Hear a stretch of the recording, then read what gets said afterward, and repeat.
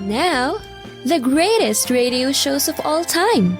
Suspense. The Shadow Node. Washington calling David Harding, counter-spy. Classic radio theater. The Great Gildersleeve. Fibber McGee and Molly. Dragnet. Gunsmoke. The Lone Ranger. Now, step back into a time machine with your host, Wyatt Cox. Good evening, friends of the Inner Sanctum. All right, Christmas shows this time around. We'll have an episode of Jack Benny, Fibber McGee and Molly. Head back for some crime with Casey crime photographer, Staats Cotsworth. Life with Luigi, starring J. Carrol Naish, and Lum and Abner. That's all straight ahead. Thank you so much for tuning in on this, what day is this? I forgot. This is the 19th day of December, I know that. It's also a Tuesday. This is the 353rd day of the year. We have 12 days remaining till we get to the new year. George Washington's Continental Army went into winter quarters at Valley Forge on this date in 1777. Recorded on this date in Sun Studios in Memphis, Carl Perkins' greatest hit. Well, it's 1 for the money, 2 for the show, 3 to get ready. Now go, cat, go, but don't you step on my blue suede shoe. You can do anything but lay off of my blue suede shoe. Well, you can knock me down, step in my face, slander my name all over the place, and do anything that you wanna do. But honey, lay off of my shoes, and don't you step on my blue suede shoe. You can do anything but lay off of my blue suede shoes.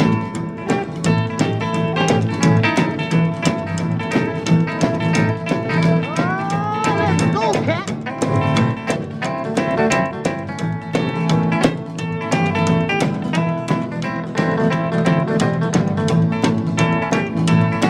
You can burn my house, steal my car, drink my liquor from my old fruit jar, and do anything that you wanna do.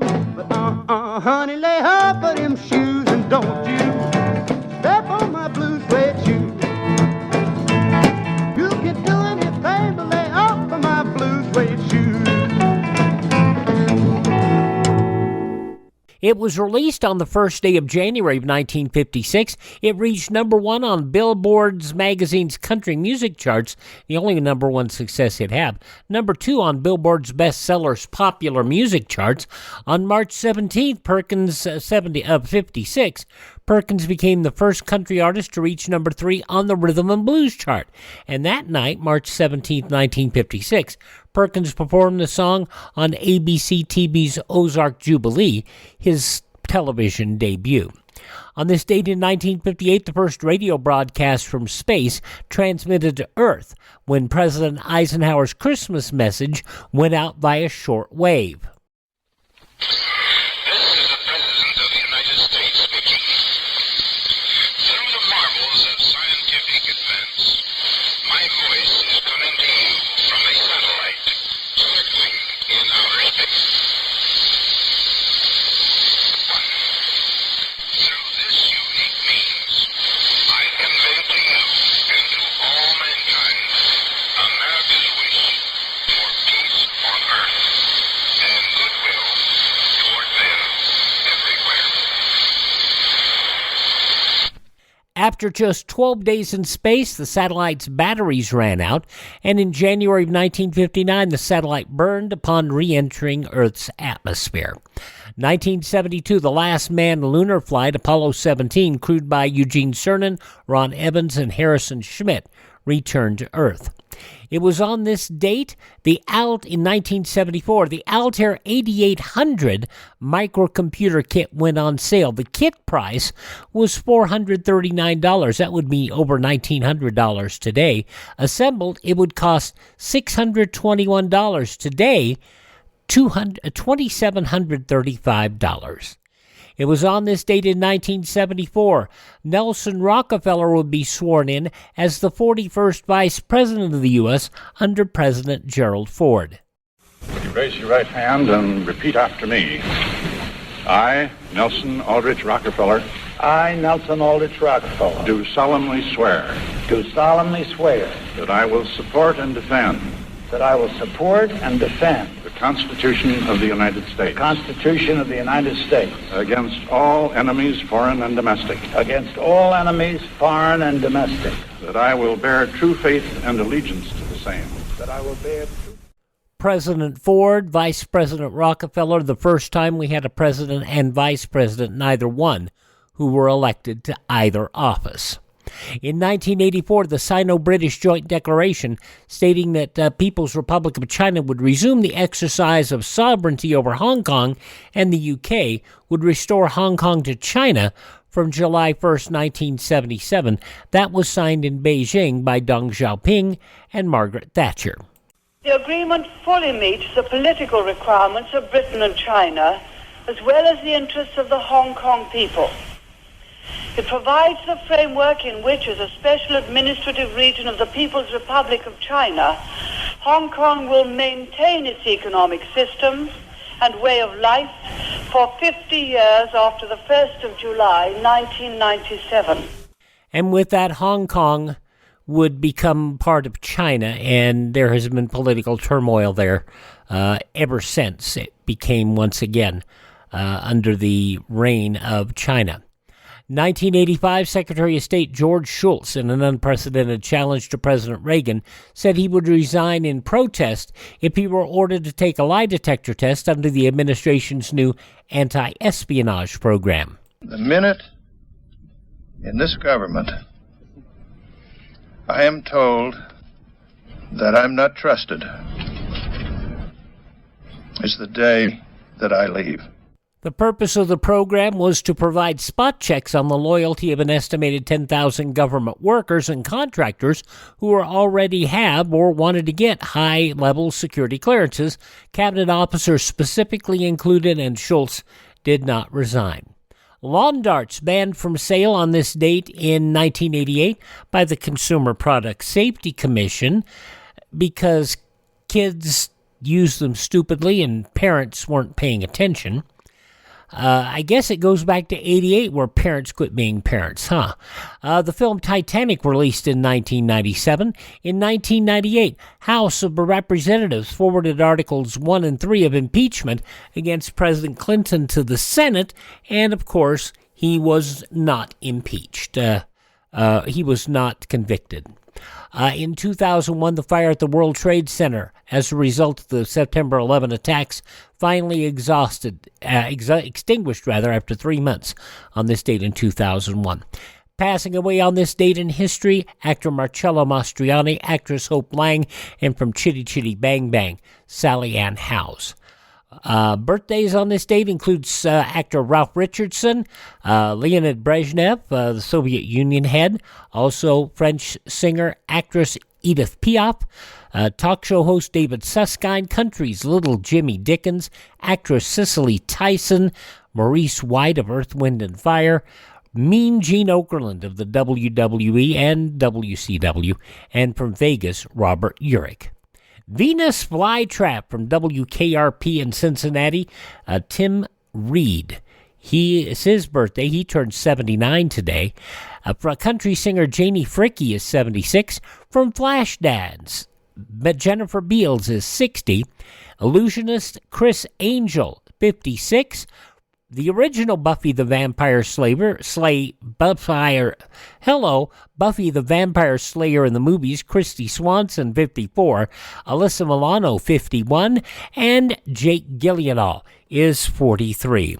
Those just a few of the people who celebrate the 19th day of December as their birthday. If this is your birthday... Hi, we're the Four Freshmen, and we just want to say... Happy birthday to you. Well, at Palm Springs, California, for an episode of the Jack Benny Show that was originally broadcast way back when, on 69 years ago, December 19th, 1954. That's next on Classic Radio Theater with Wyatt Cox on a Tuesday.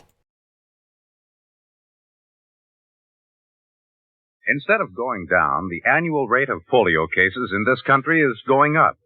Instead of growing panicky with fear in the face of such an unwelcome fact, There is a way in which we all can join the Army which is fighting to check this trend and ultimately defeat infantile paralysis. We can contribute to the March of Dimes. Give today so that the 1952 March of Dimes will be the biggest ever and a really potent fighting force against polio. Classic Radio Theater with Wyatt Cox. Now we have an episode of the Jack Benny program from 69 years ago, December 19th, 1954, as the gang is spending Christmas in Palm Springs. The Jack Benny program, transcribed and presented by Lucky Strike, the cigarette that tastes better, cleaner, fresher, smoother. If you want better taste from your cigarette, Lucky Strike is the brand to get. It's toasted to give you the best taste yet. It's the toasted cigarette. They take fine tobacco, it's light tobacco, it's mild tobacco too. And it's toasted, yes, it's toasted, because the toasting brings the flavor right through. So to get better taste from your cigarette, Lucky Strike is the brand to get. It's toasted to give you the best taste yet. It's the toasted cigarette. This is Don Wilson, friends.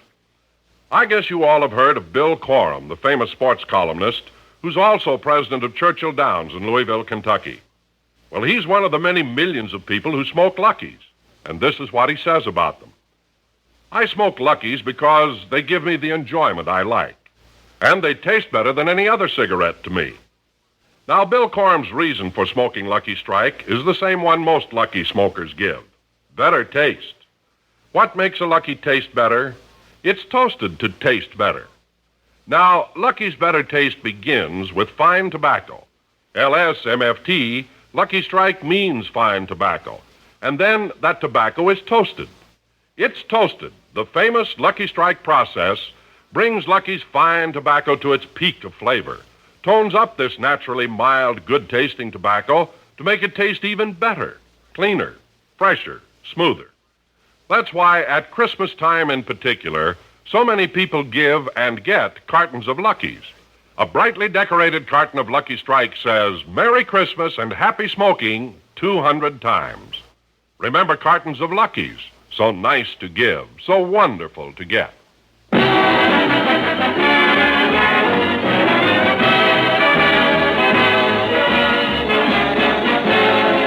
From Palm Springs, California, the Lucky Strike program, starring Jack Benny with Mary Livingston, Rochester, Dennis Day, Bob Crosby, and yours truly, Don.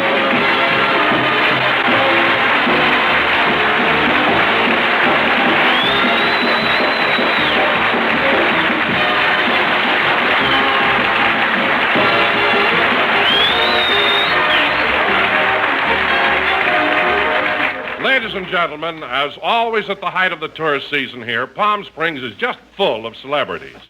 But now I give you the celebrity the whole town is talking about because he's the only one paying summer rates. And here he is, Jack Benny.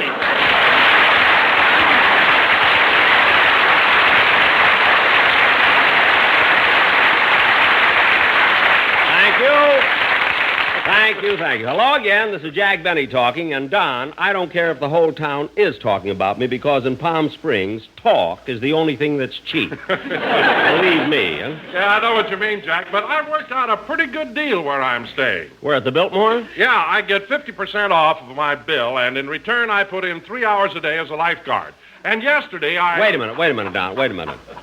You did say lifeguard. Yeah, why? Well, it's just that I picture you more as a life raft. With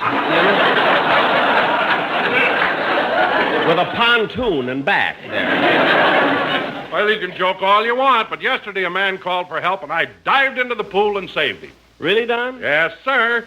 And you should have heard the way they bawled me out. Bawled you out? You saved a man's life, didn't you? Yeah, but when I jumped in the pool, 3 people sitting on the lawn almost drowned. And I've been telling everyone it rained yesterday. But, Don... Oh, Jack. Yes, Bob? Say, Bob Crosby, ladies and gentlemen.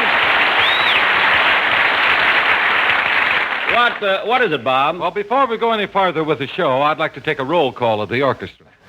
A roll call? Of the orchestra? We've That's never right. done that before. Well, believe me, Jack, I know what I'm doing. Well, all right. If you have to, go ahead, Bob. Okay. George. Here. Kerchie. Here. Songer. Here. Remley.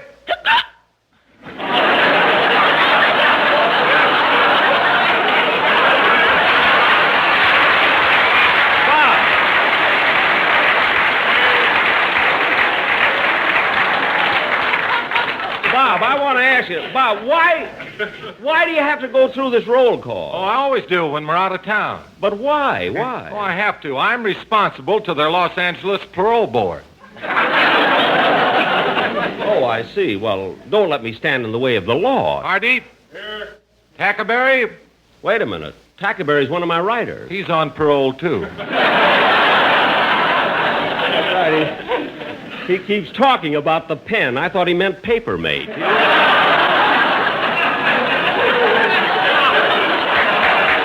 anyway, I'm sure glad that all the boys are now, if we can... Oh, hello, Mary. Oh, hello, Jack.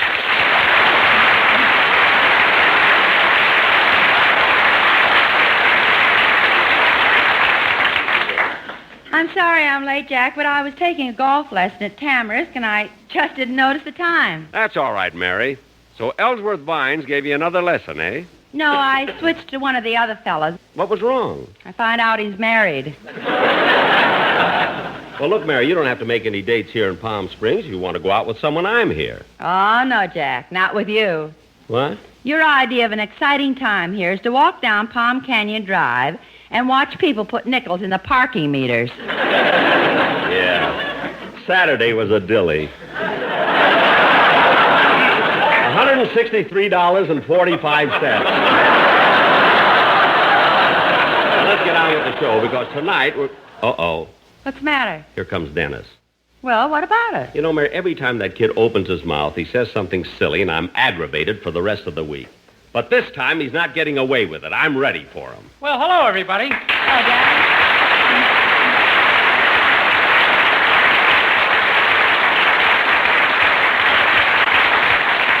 Hello, Mr. Benny. Boy, 2 weeks in Palm Springs has sure made you look different.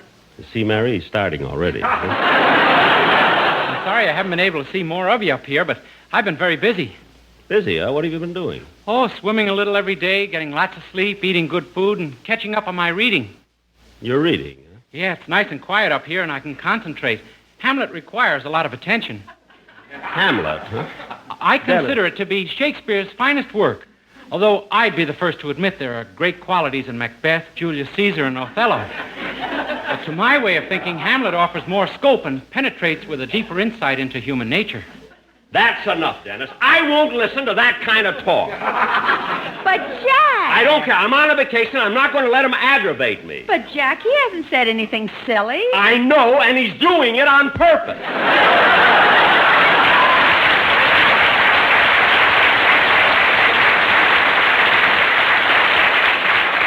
Dennis, you're deliberately trying to annoy me. Oh, no, I'm not, Mr. Benny. Then how come you're talking intelligently? I can't help it. I was out in the sun too long. Huh? But I discovered a way to keep cool. You did? Yeah, I get a big punch bowl, fill it full of shaved ice, put in 3 lemons, 2 oranges, some ginger ale, a quart of scotch, a bottle of Smirnoff vodka, and 5 maraschino cherries. Dennis, you drink that? No, I sit in it.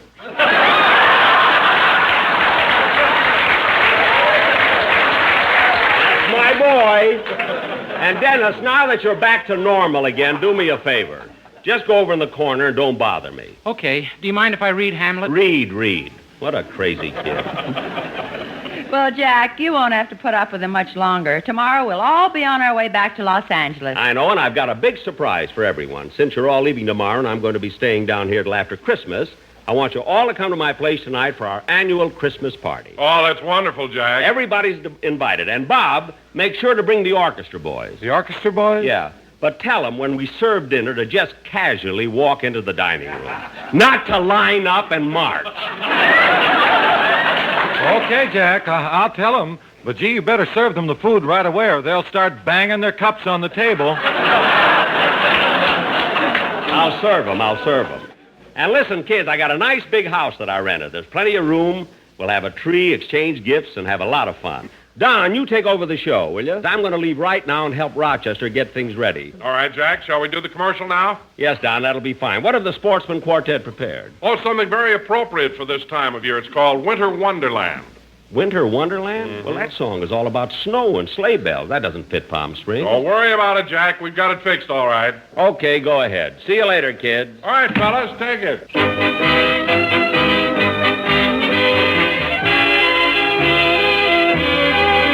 Sleigh bells ring, are you listening? In the lane, snow is glistening.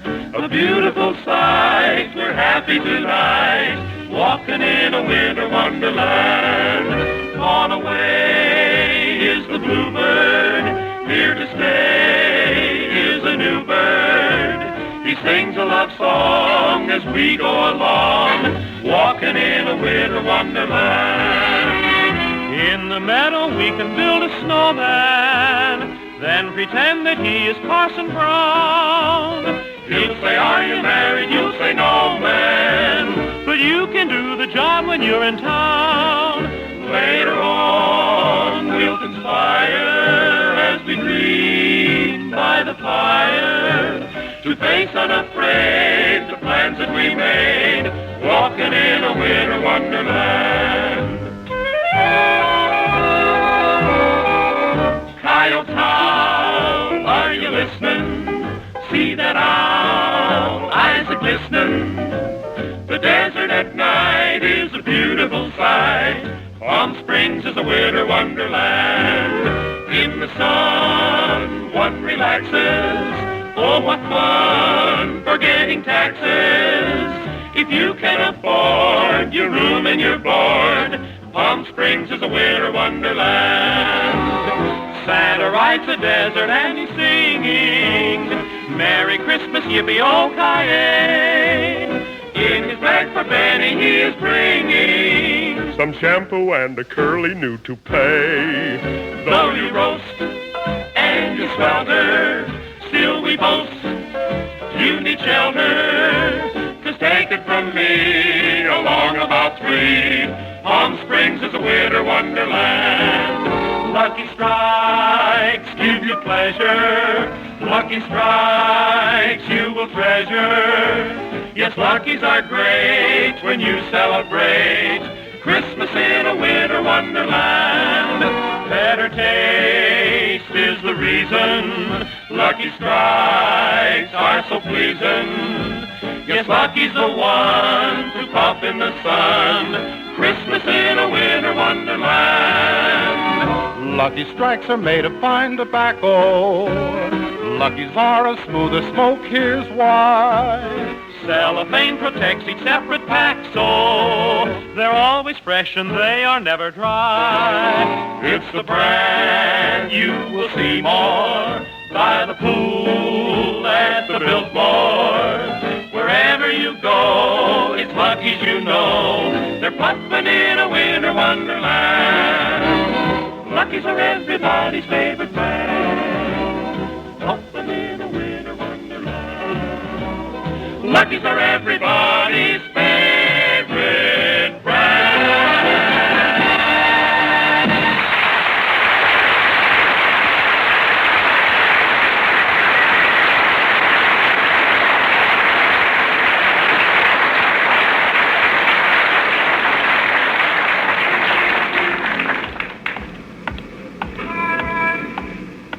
Gee, I'm glad that drugstore was open so I could finish my Christmas shopping.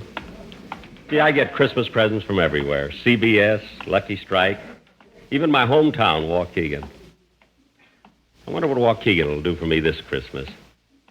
Last year they did a wonderful thing. They destroyed my birth certificate.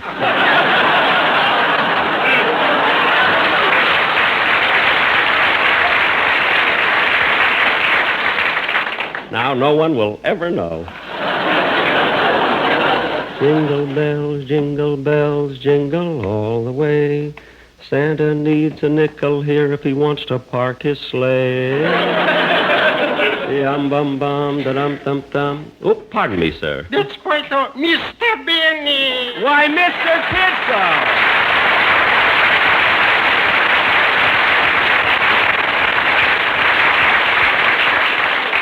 Well, Mr. Kitzel, this is a surprise. I didn't know you were here in Palm Springs. Oh, yes, I'm here already the last few days. Well, isn't that nice? Where are you staying? A place called Harry's Hacienda. Harry's Hacienda. I've never heard of that. Nationally advertised, it isn't.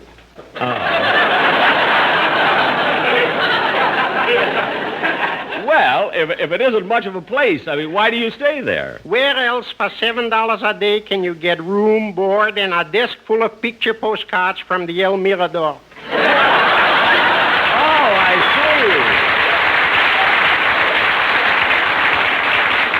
see. Well, tell me, do they have a swimming pool? Finally, I found it. You mean the swimming pool is that small? Small. This morning I had breakfast and the hole in my bagel was bigger. Well, what's the difference as long as you're having fun? Say, Mr. Kitzel, I'm having my cast over this evening for a little get-together. How would you and your wife like to join us? Thank you, but I'm afraid we couldn't make it. My wife is still upset from the steak ride last night. Oh, your wife was on a steak ride. Yes. What happened? It took 8 men to put her on the horse. Oh, Mr. Kitzel, you must be joking. Your wife's not that heavy. Me you could convince, but the horse you can.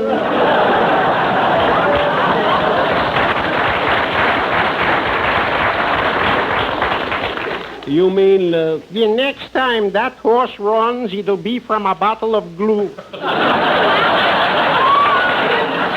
Well, Mr. Kitzel, I'd like to talk to you longer, but I have to get home to help Rochester. Go right ahead, Mr. Benny, and enjoy yourself. Thank you. So long. Goodbye. Oh, say, Mr. Benny. Yes, Mr. Kitzel. Tomorrow, if you got a little time, why don't you come over and visit me and my wife?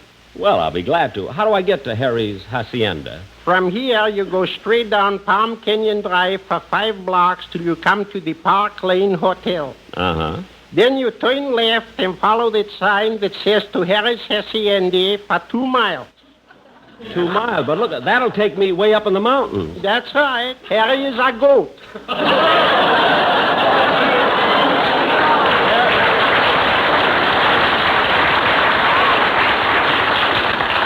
A goat? Yes. Mr. Kitzel, you're joking. Smell me.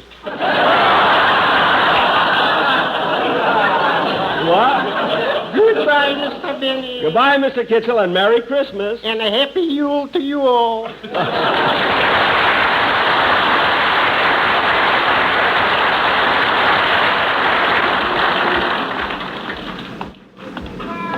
Jingle bells, jingle all the way. La la la, da-dum bum bum. Gee, it'll be fun being in Palm Springs for Christmas.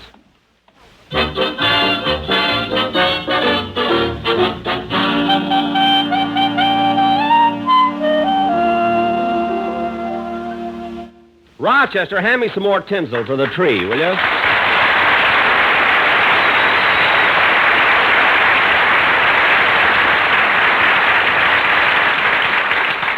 Here you are, Mr. Benny. Yeah, I'm sure glad I decided to rent this house for Mr. and Mrs. Martin. It'll be just perfect for the party tonight. Yeah. Well, all the tinsel is on. I think I'll put on the ornaments.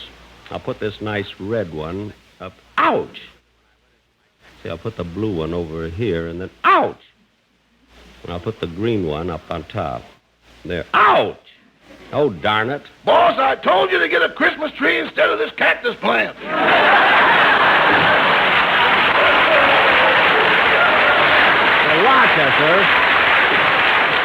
Rochester, I'm not going out and buy a Christmas tree when I have a perfectly good one at home. I want to put these gifts under it. Let's see, here's Don's, some nice dates. And this one's for Mary. Oh, and Rochester, here's the one I'm giving Remley. Boy, will he be surprised. How will he be surprised? You got shaving lotion written all over the package. Well, you have to do that with Remley. When he opens a box and finds a bottle, he never stops to read the label.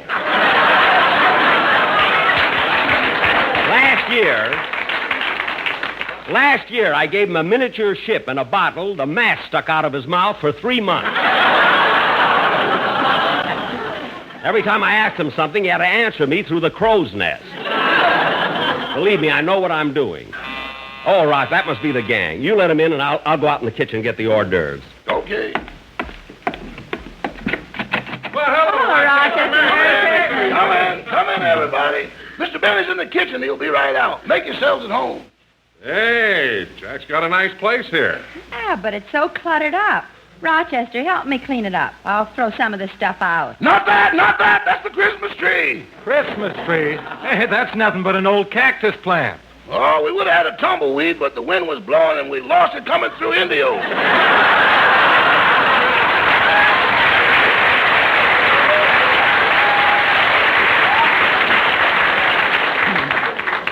Wait a minute. Look at that television set. It's got a coin box attached to it with a slot to put money in. Well, that's pay-as-you-see television. And Palm Springs is the only place where they're conducting this experiment. Jack has the same attachment on his set in Beverly Hills, and it's no experiment. Everybody's here. Merry Christmas. Merry Christmas, Jack. Merry Christmas. Well, kids, I'm glad you're all here. We'll have a nice... Oh, there's the phone. I'll get it, boss. Thanks, Rochester. Say, Jack, this is a very nice place. I had no idea it was so large. Oh, yes, there's the kitchen, dinette, living room, 2 bedrooms, and a patio. You know, Mary, when you're a big star, you got to have plenty of room to entertain. Yeah. I just can't understand how you got all this for $85 a month. What's the difference? I got it. Now, come on, everybody. Let's put all the presents under the tree and... Hey, wait a minute. What's the matter? I had 12 candy canes, and now there are only 11. Where's the other one? Don't look at me. I'm not looking at you, but if your conscience bothers you, they're 10 cents each. Oh, don't be so silly. Say, boss. Yeah, Rochester. Who was that on the phone? That was Mr. Coleman calling from Beverly Hills. Oh, Ronald Coleman? Yes, sir. He wanted to know if you'd be back in town for Christmas. And I told him that you couldn't possibly make it. You were staying in Palm Springs. Gee, that was nice of Ronnie to call. Is he planning a Christmas party? Now, yes. Huh? He said he'd check with me later about New Year's. All right, all right. Hey, gang, why don't we open up our Christmas presents? No, it's too early. Everyone can take their gifts, but let's not open them until Christmas. Gee, I'm embarrassed, Mr. Benny. I got you a gift, but I left it at my hotel room.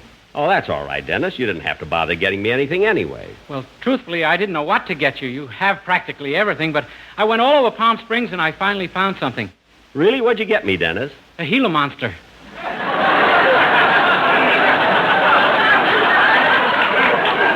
A Gila monster? Yeah, the man only charged me $3 for it. Dennis, a Gila monster is a deadly, poisonous, and vicious reptile. Why, it could snap a man's arm off. No wonder it took him so long to wrap the package.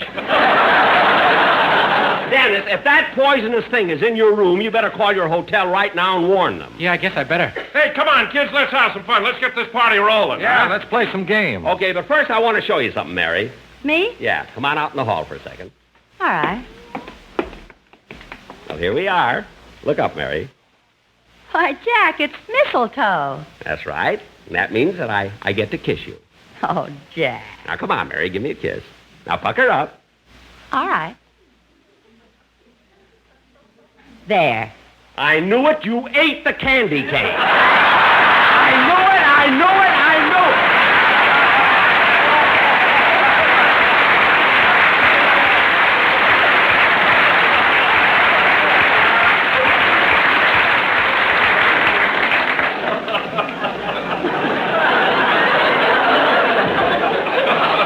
All right. Here's your 10 cents. For a minute, I thought you were getting romantic. Romantic? A crime must be solved. Now, come back. Let's get back to the party. Mary, what was going on out there in the hall? Ask Boston Blackie. Never mind. Hey, Dennis, did you call your hotel about that Gila monster? Yeah. What did they say? Nothing. The phone keeps ringing and ringing, but nobody answers.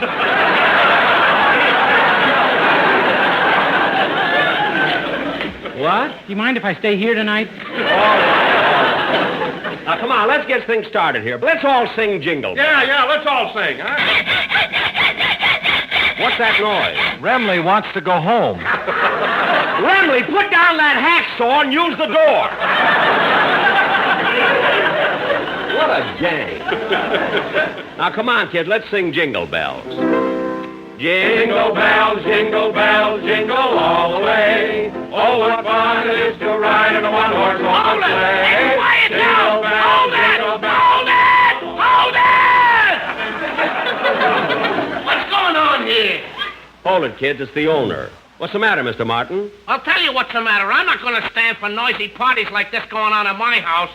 Now, wait a second, Mr. Martin. So what if we are making a little noise? You're forgetting I'm paying you $85 a month to rent this house. Whoever dreamed you'd be throwing wild parties?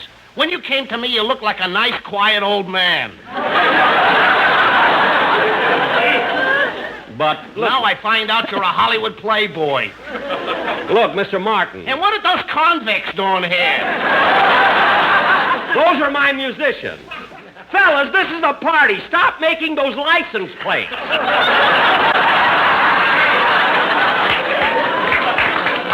For heaven's sake. They're not home unless they're in jail. I guess we were a little loud, Mr. Martin, but we didn't know you were here. We were only having a little Christmas party. A Christmas party? Yes, if you prefer, we can leave. Well, We didn't even get to sing the Christmas carols. Christmas carols. Yes, we always sing Christmas carols. Gee, I'd love to hear that. But why don't you and your wife join us? You really mean that, Mr. Benny? Certainly, the more the merrier. Gee, thanks. I'll go get my wife and we'll join you in a party. Now, Dennis, go get her. Dennis, every year at my Christmas party, you always sing a nice medley of Christmas carols. Yes, sir. Well, how about singing them first now? I'd be glad to. Quiet, everybody. Dennis is going to sing.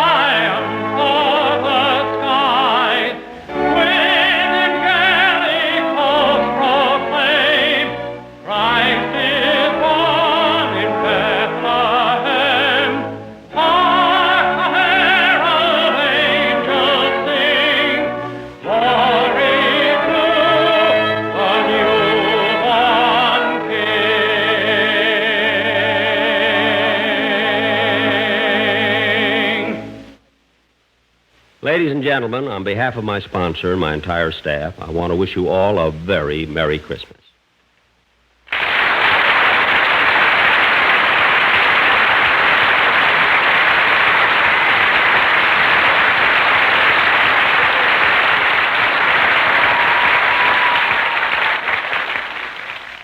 69 years ago, December 19th, 1954, the final Jack Benny regular Christmas program.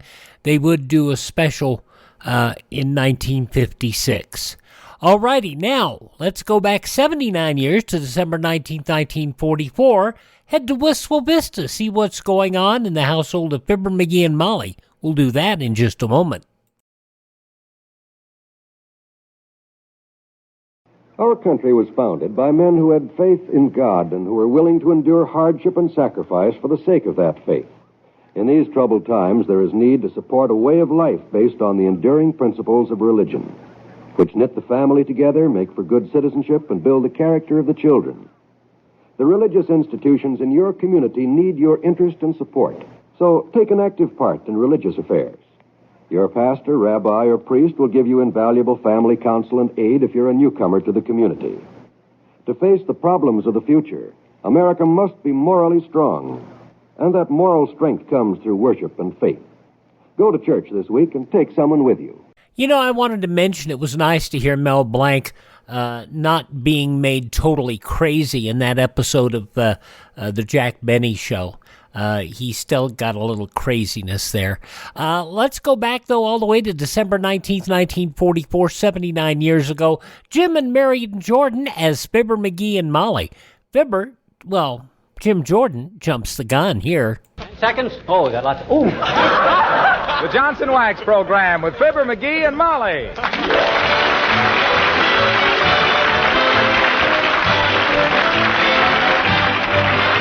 The makers of Johnson's Wax for Home and Industry present Fibber McGee and Molly, written by Don Quinn and Phil Leslie, with music by the King's Men and Billy Mills Orchestra.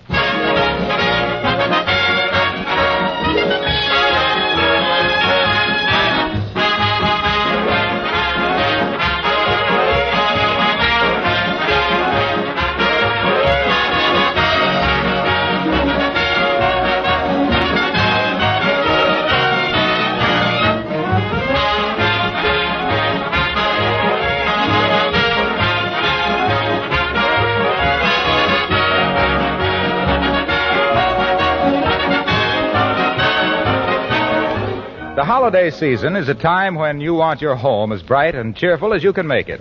It's a time that proves, as much as any other, the value of protective wax housekeeping. If your floors, furniture, and woodwork have been waxed regularly with Johnson's Wax, then it's a very easy matter to put on the finishing touches and have that richly polished kind of home that everyone admires. There are many accessories from one end of the house to the other that you can protect and beautify with Johnson's Wax, either paste, liquid, or cream. Your windowsills, for example, picture frames, ornaments, lampshades, Venetian blinds, refrigerator. Well, many of you know the list as well as I. When you wax all these surfaces, you protect them because the wax itself takes the wear and the surface underneath is safe. When you go over your house tomorrow, try out several of these extra uses for Johnson's Wax.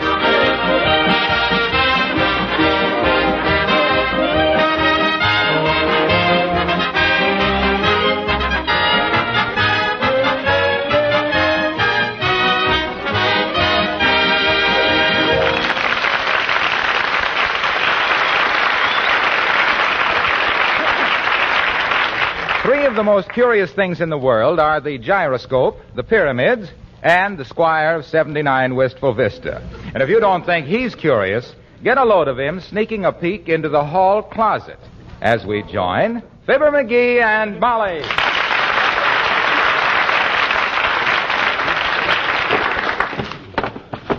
Boy, oh boy, oh boy, oh boy. Look at all these Christmas presents. From Molly to Fibber with love. To Fibber from Molly with best wishes. To the best husband a woman ever had. Wonder who that's for. I thought I was the only husband she ever... Oh, well. Uh-oh. An envelope. Do not open before Christmas. Looks like it might be a war bond. Flap isn't sealed very tight either. If somebody's thumb ever got caught in there, it'd flip open like a... Oh, my goodness, it did it. Well, maybe she didn't even mean to seal it. And if it ain't sealed, I suppose it's okay to read it. My dear husband, get out of this hall closet and stop snooping. I like that. To think she'd think that I'd think of stooping to snoop when she... McGee? McGee, where are you? Oh, caught in the act. I better put this stuff back in here fast. This must be the new belt I've been hinting about. I hope this is a fountain pen. If this isn't a sweater, McGee, where are you? What are you doing? I'm trying to get the door closed on the hall closet, Molly. It's so full of stuff, it's sprung open. Aha! I got it. That was quick thinking, McGee, old man. If she ever caught you doing that stuff...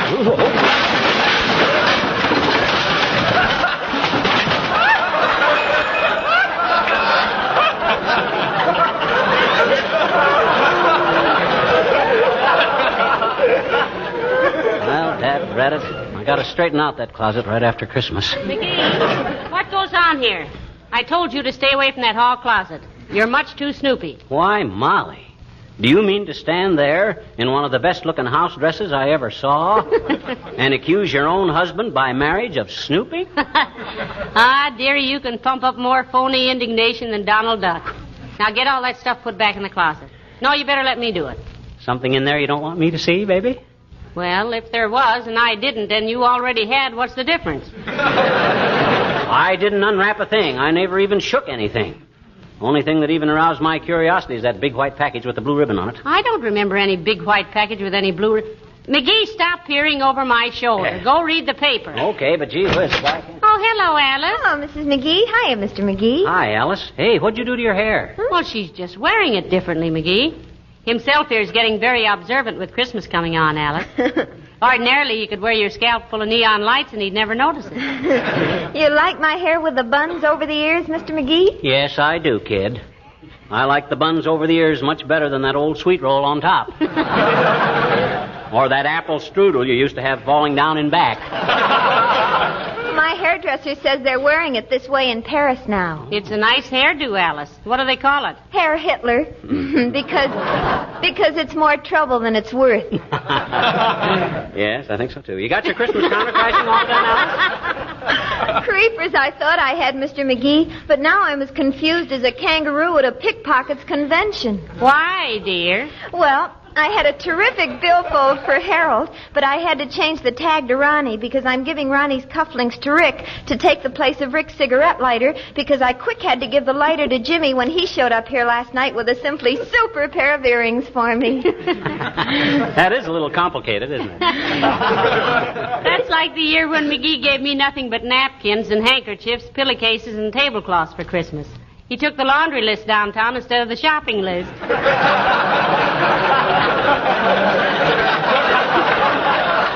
Well, gee whiz, how Alice, we're not doing very much for Christmas this year.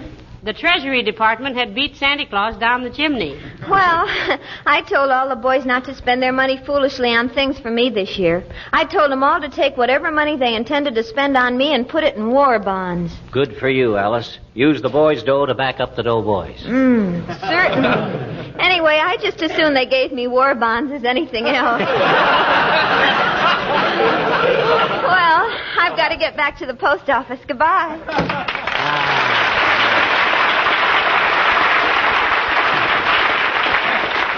There's a girl who has her heart in the right place. On her sleeve. I don't know. She's a lot like I was when I was a girl, McGee. Except that she has 20 boyfriends and I just had you. Yeah, well, that wasn't because you were unpopular, Snooky. That was because there was an ugly rumor around Peoria that McGee had put a bear trap in Molly Driscoll's porch swing. That was more than a rumor, sweetheart. For 15 years after that, my father never sat down without first slapping the chair with his cane. Now, listen, go away while I get this stuff back in the closet. How about that white package with the blue ribbon on it? McGee, I swear I know absolutely nothing about that. You wouldn't kid me, would you? After all, when mysterious packages are hid away in a closet... Heavenly days, what was that? My belt. It busted. Remember how I've been telling you my belt was on its last legs? Well, it's a funny place to wear a belt. But I do remember your mentioning it several times. Looked awful, too. Supposed to have been genuine calf, but I'll bet a cookie its mother was a paper mill. Doggone it, my last belt, too. Oh, well, I can wear a necktie around my waist till I can get downtown and buy a new one. All right, dearie, all right. You win. Here, open this package. Why, this is a Christmas package. Gee, I shouldn't open this till Christmas. Open it. Well, okay. Well, what do you know? A new belt. Well, I'll be a monkey's uncle if this isn't a coincidence. Remember me to your nephew. Gee. And with my initials on the buckle. Oh, this is a beauty, Molly. Thanks ever so much. Don't mention it, and Merry Christmas. First installment. My gosh, this is really unexpected. Well, it shouldn't be. The way you've been talking about a new belt the past few weeks, you should have taken out a hinting license. Here, throw this old one away, will you? All right, I'll put it in. Why, this is strange. Huh? Looks like it had been cut halfway through. Oh, well, I've had a very sharp appetite lately, and my waist... Come in. Hello, Molly. Hello, Gary. Hello, Dr. Gamble. Hi, you big front man for the Stork Club. Why call me Gary? You finally agree with me that I look like Cooper? No, that's just my abbreviation for garrulous. Why, Dr. McGee is not garrulous. I should say not. I haven't been out with a garrel since I married Molly. Yes. Yes, I know. You two are the living exhibit A for the scientific theory of the attraction of opposites. Molly is so good-looking and sweet and quiet. And I'm? Yes, indeed, in spades. Say, what's all this Christmas stuff around here? You been unwrapping a present, McGee? Well, he just broke his belt, Doctor, and as long as I was giving him one for Christmas, I thought he might as well have it now. Beauty, ain't it, Doc? Real pigskin. I shall not descend to any of the obvious retorts, my boy. It is a very handsome hunk of haberdashery. But aren't you a little ashamed of accepting your gifts now? According to my calendar, it's several days until Christmas. Well, I was just trying to keep up his spirits and his pants for the next week, Doctor. What do you use for a calendar, Doc? Cut a notch in a patient for each day of the week? No, I just glance in the mirror. If I seem to have aged 10 years, I know another day has crept by. You know, you ought to go away for a good long rest, Doctor. Someplace where you can't get near a telephone, like any drugstore. Don't think I wouldn't love it, my dear, but I've got to stick around for the Christmas rush. What Christmas rush? You running a black market in pink pills? No, but us Cowtown pasteurs expect certain seasonal phenomena about this time of year. Like kids swallowing Christmas tree ornaments. Selfish little animals that they are, and ornaments so hard to get. And then, too, digital callosity is almost an annual epidemic. Heavenly days, what on earth is digital callosity? Calluses on the fingers, from people rubbing them over greeting cards to see if they're really engraved. Well, it's nice to have you drop in, Doctor. Particularly without McGee starting an argument with you. No, just a darn minute. Whom starts all the arguing with whom? Doc always starts them, not me. Oh, now, don't give us that, little Sir Decibel. You're as bad-tempered as a dime store jackknife, and you know it. I don't know any such a dirty thing. Just because you always start snarling at me with your big fat teeth don't mean I got a bad temper. Why, you peripatetic little biological aberration. You have the neurological reactions of a schizophrenic troglodyte. King's X. What do you mean, King's X? Doc don't play fair. I don't know what he's talking about. Well, I'll call it off till I look up some one-syllable words, McGee. Anyway, I got to get back to my office. It's probably full of expectant fathers. Expectant fathers? Yes, they expect me to tell them beforehand whether to have the nursery decorated in pink or blue. What do you tell them, Doc? I give them an evasive answer. I tell them to go fry a pig. Well, Merry Christmas, folks. Thank you, Doctor. Same to you. And a Happy New Year, Doc.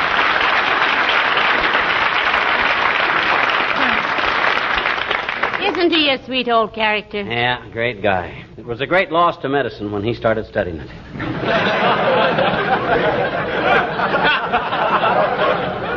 What a patient he'd have been. Say, I wonder if it was he who sent us the big white package with the blue ribbon on it. Are you kidding? You don't have to play coy with me, Tootsie. I wasn't born yesterday. Well, you might as well have been. You're so changeable. Now, if you'll,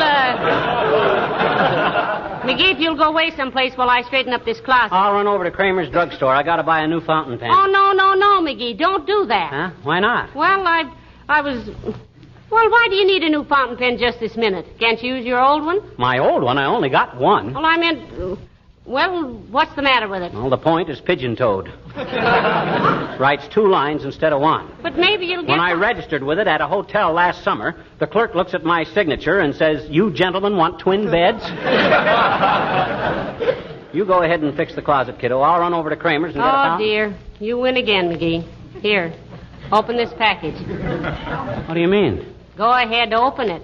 Well, okay. Well, I'll be a new fountain pen. Gee, thanks, kid. Oh, this is wonderful. Merry Christmas. 2nd installment. Boy, this is a wonderful pen. Just the kind I wanted, too. And just when I needed it. Why, you could knock me over with a feather, Molly. I never dreamed you... Hey, what are you looking for? A feather. Billy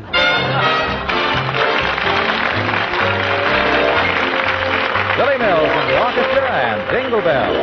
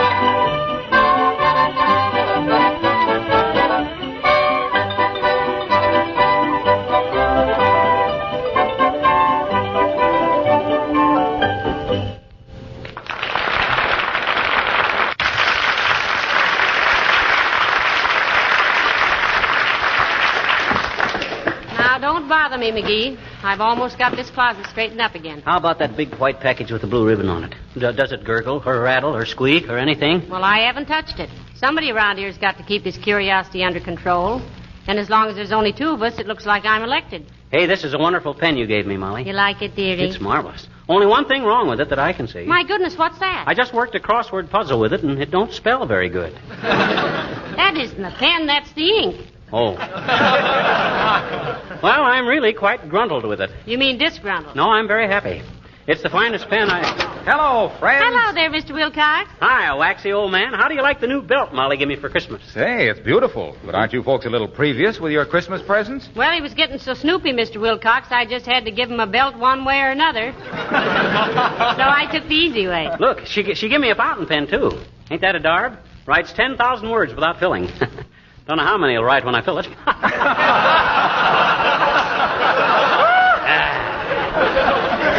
Don't you get it, kids? I says it right. Ain't funny, McGee. I thought it had a kind of a funny taint. You like the pen, Junior? It's very handsome, pal. But better get your name engraved on it. Be ashamed to lose a nice pen like that. Well, I couldn't get it engraved till after Christmas, Mr. Wilcox. I took it to 7 different jewelers, too. Gee, did you really, Molly? Yes, and I got quite an inferiority complex, leaning over $80,000 worth of diamond necklaces, trying to get a $3 job of engraving done. Well, gee, you should have taken it to my cousin, Big Bill Wilcox, on Oak Street, Molly. One of the finest engravers in the country. I thought all the really great engravers were working for the government, Waxy. Oh, he used to. In Washington? No, Leavenworth. That's why they call him Big Bill. He got caught making 20s out of 10s. They put him to work making little ones out of big ones for making big ones out of little ones, eh? Yeah, he's a terrific engraver, though. Well, here, wait a minute. Here, take a look at this common, ordinary little pin. Well, what about it? Well, look at the head of it. Kind of scratched up, isn't it, Junior? Ha, ha, ha. Look at it through this magnifying glass, which I just happen to have with me. Uh-oh. Well, heavenly days, isn't that marvelous? Let me look at it. Well, I'm a son of a gun. What does it say, Junior? Can't quite read it without my glasses. It says you don't have to be sharp as a pin to know that Johnson's self-polishing glow coat is the finest beautifier and protector of linoleum. Imagine writing all that on the head of a pin. Oh, there's more than that. It says if you're stuck with faded, worn linoleum, bring it back to life and beauty with Johnson's glow coat, the polish that shines as it dries. My gosh, he is quite an engraver, isn't he, Waxy? Well, you know, the funny part of it is, it only took him 20 minutes or less to do it. Oh, that's too much. Same length of time it takes for a glow coat to dry to a mirror-like finish on your linoleum. Now, wasn't that a coincidence? Amazing. Here, let me put the pin back in your lapel, Mr. Wilcox. I'm afraid it might get lost. Oh, ouch. Oh, I'm sorry. It's your story, Junior, and you got stuck with it. Well, here, let me take your fountain pen, pal. I'll have Big Bill engrave it for you. Thank you, Mr. Wilcox. Thanks, Junior. Don't mention it. I'll have it back Friday. Okay. Isn't he a sweet old... Oh, no, that's Dr. Gamble. Look, Molly, no kidding. That big white package with the blue ribbon on it. Is that for me? I tell you, I don't know a thing about it, McGee. Cross your heart? Cross my heart. Well, my gosh, somebody must have... Hey, maybe Beulah put it there. Oh, Beulah. Hey, Beulah. You call me Miss McGee?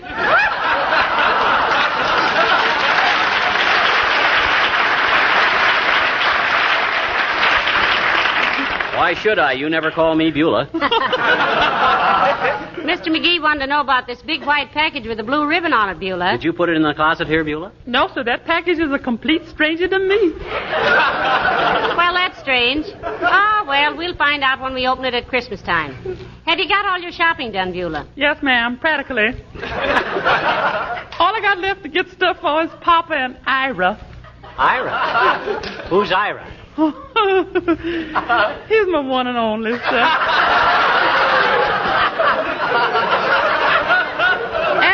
At least he's one of the few and far between. Ira, he's the FBI man. Oh, heavenly days. Federal Bureau of Investigation? No, ma'am. Friendly but ignorant.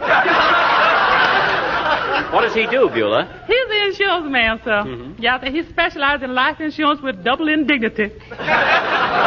Indemnity? Yes, only he may have to give it up on account of a greeting card he got this morning. On account of a greeting card? Yeah, sir. You say, from the President of the United States, greeting. What's his present status, Beulah? 5'9.5" in his sock stamp. No.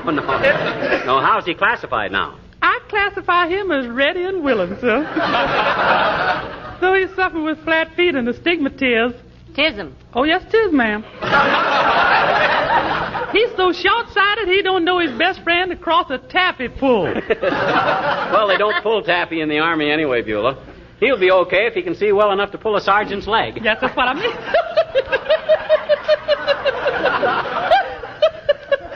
Love that man.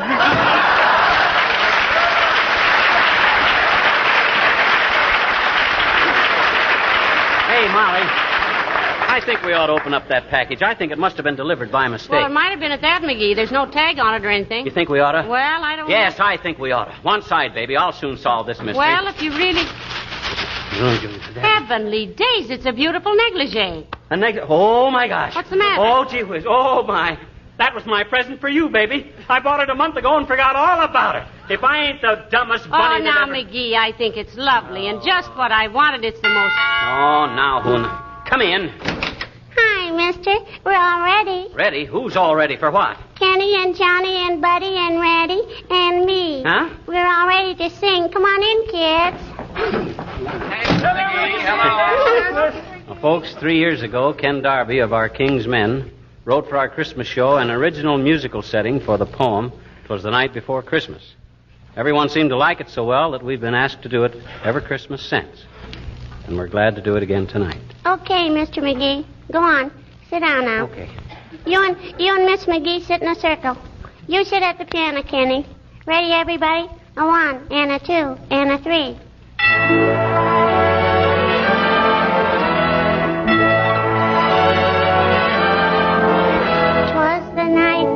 Christmas, and all through the house, not a creature was stirring, not even a mouse.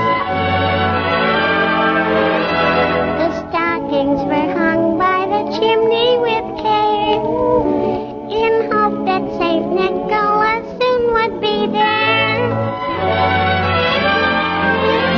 The children were nestled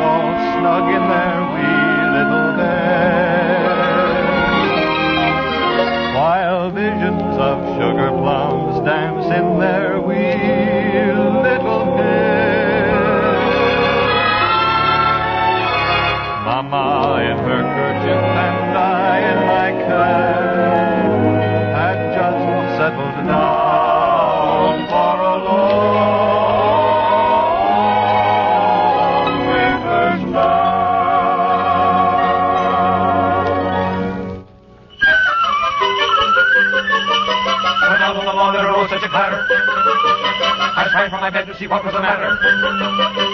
Away to the window I flew like a flash, tore open the shutters, threw open the sash.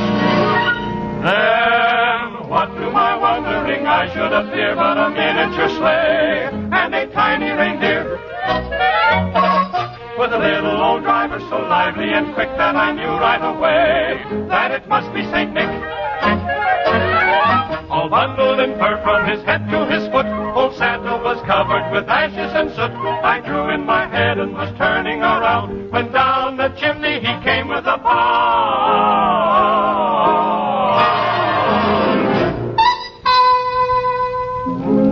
His eyes, how they twinkled.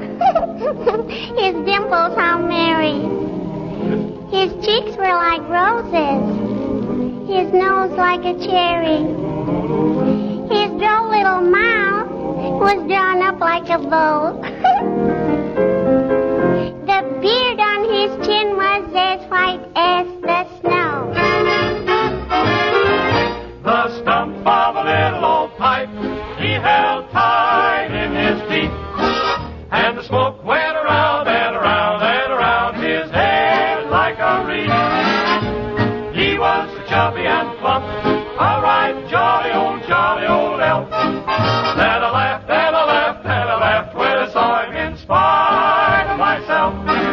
He had a broad face, and a little round belly that shook when he laughed, like a bowl full of jelly. He gave me a wink of his eye and a twist of his head, a chuckle and a smile. I knew all the while I had nothing to dread. He spoke not a word, but went straight to his work and filled all the stockings. Oh, boy. Then turned with a jerk. Then laying a finger aside of his nose and giving a nod up the chimney he rode. He sprang to his sleigh, to his teeth, gave a whistle, and away they all flew like the down of a thistle. But I heard him exclaim, and he drove outside. Merry Christmas to all, and to all,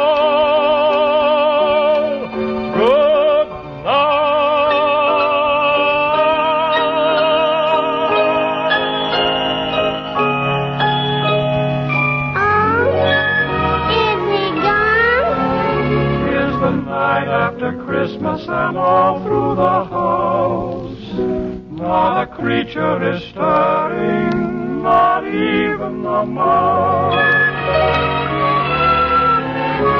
The presents are scattered and broken, I fear, and St. Nicholas won't come again for a year. The children are nestled all warm in their wee little beds, while memories of sugar plums dance in their wee little heads. Mama in her kerchief and I in my cap are settled at last for a long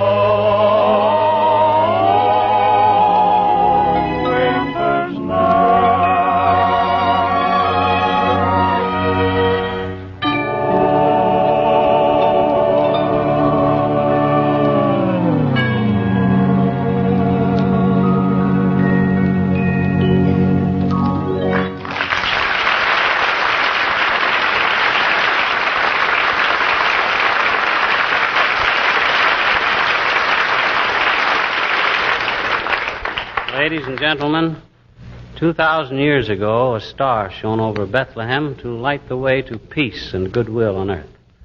Tonight, that star is reflected in the windows of millions of your homes.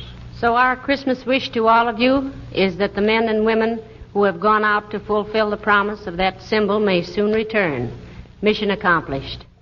Good night. Good night, all.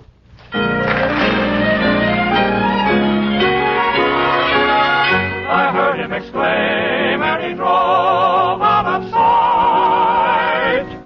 Merry Christmas to all and to all. Good night. What a sweet show, wasn't it? Fibber McGee and Molly. By the way, you heard Beulah in there. Some of you may or may not know. If you know, you know. But Beulah Brown was played and created by a white male actor, Marlon Hurt. Beulah. The Marlon Hurt and Beulah show would go on, and the role would take over in 1946 by Bob Corley for a while, and then Hattie McDaniel would take over the show, and then Lillian Randolph and Amanda Randolph would also play Beulah. Let's see, Hurt died of a heart attack in 1946. But boy, what a wonderful show. Fibber McGee and Molly, and an episode from December 19th, 1944, the final Christmas show of World War II. Casey, crime photographer, next, when Classic Radio Theater with Wyatt Cox continues in a moment. Yes, the purchase of war bonds has become the most important objective in the life of Jeb Creaker and millions of other Americans who are now investing at least 10% or more of their total incomes in war bonds and stamps. 10% or more of your income invested in war bonds and stamps is your personal quota. Put your fighting dollars out there on the battlefront beside our fighting men. Join a payroll savings plan where you work and pledge yourself to top that 10% today. Now on Classic Radio Theater with Wyatt Cox, we head to December 19th, 1946. That was some 77 years ago. Staats Cotsworth, Casey, crime photographer, as Casey goes Christmas shopping. The Anchor Hocking Glass Corporation brings you Crime Photographer.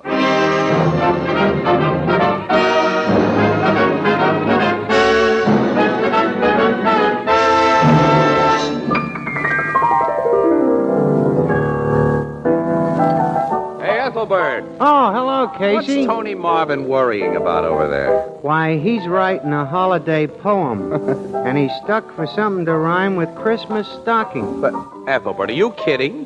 Certainly not.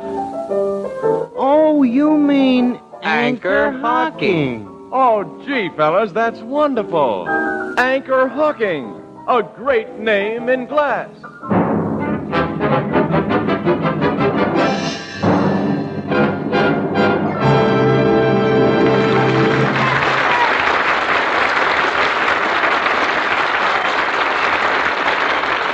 Good evening, ladies and gentlemen. This is Tony Marvin.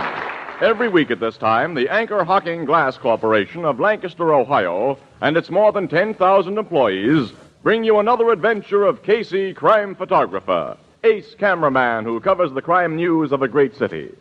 Written by Alonzo Dean Cole. Our adventure for tonight, Christmas shopping.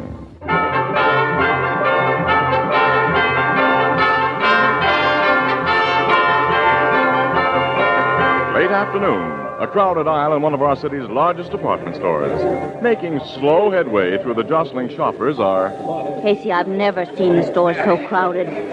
We say that every year during the week before Christmas, Annie. Where are you taking me now, huh? Well, you haven't anything for your Aunt Harriet yet, so I thought right. we'd look at umbrellas. They're on this side of the store somewhere. Yeah. Annie, look, you can pick up a much nicer umbrella for Aunt Harriet than I can. I trust your judgment, absolutely, Annie. So suppose I shop for all the uninteresting items while you go up to the toy department and watch the electric trains again. Well, you know I've still got to pick up a few more things for my sister's kids, Annie. Mm-hmm. And hey, Annie, wait a minute. Hang on to your pocketbook. Keep an eye on that little guy in the black overcoat just ahead of us. Who? That's Fingers Fogarty, one of the best-known dips in the city. Pickpocket? Yep. Shove through this mob a little faster, Annie. Now keep him in sight. I think he's closing in on a prospect. You mean he's made up his mind about whose pocket he's going to pick? Sure, smart dips like Fingers don't dive into just anybody's pocket. They hang around bars and wait for some guy to flash a roll, and they tail him. And if he gets into a crowd like this...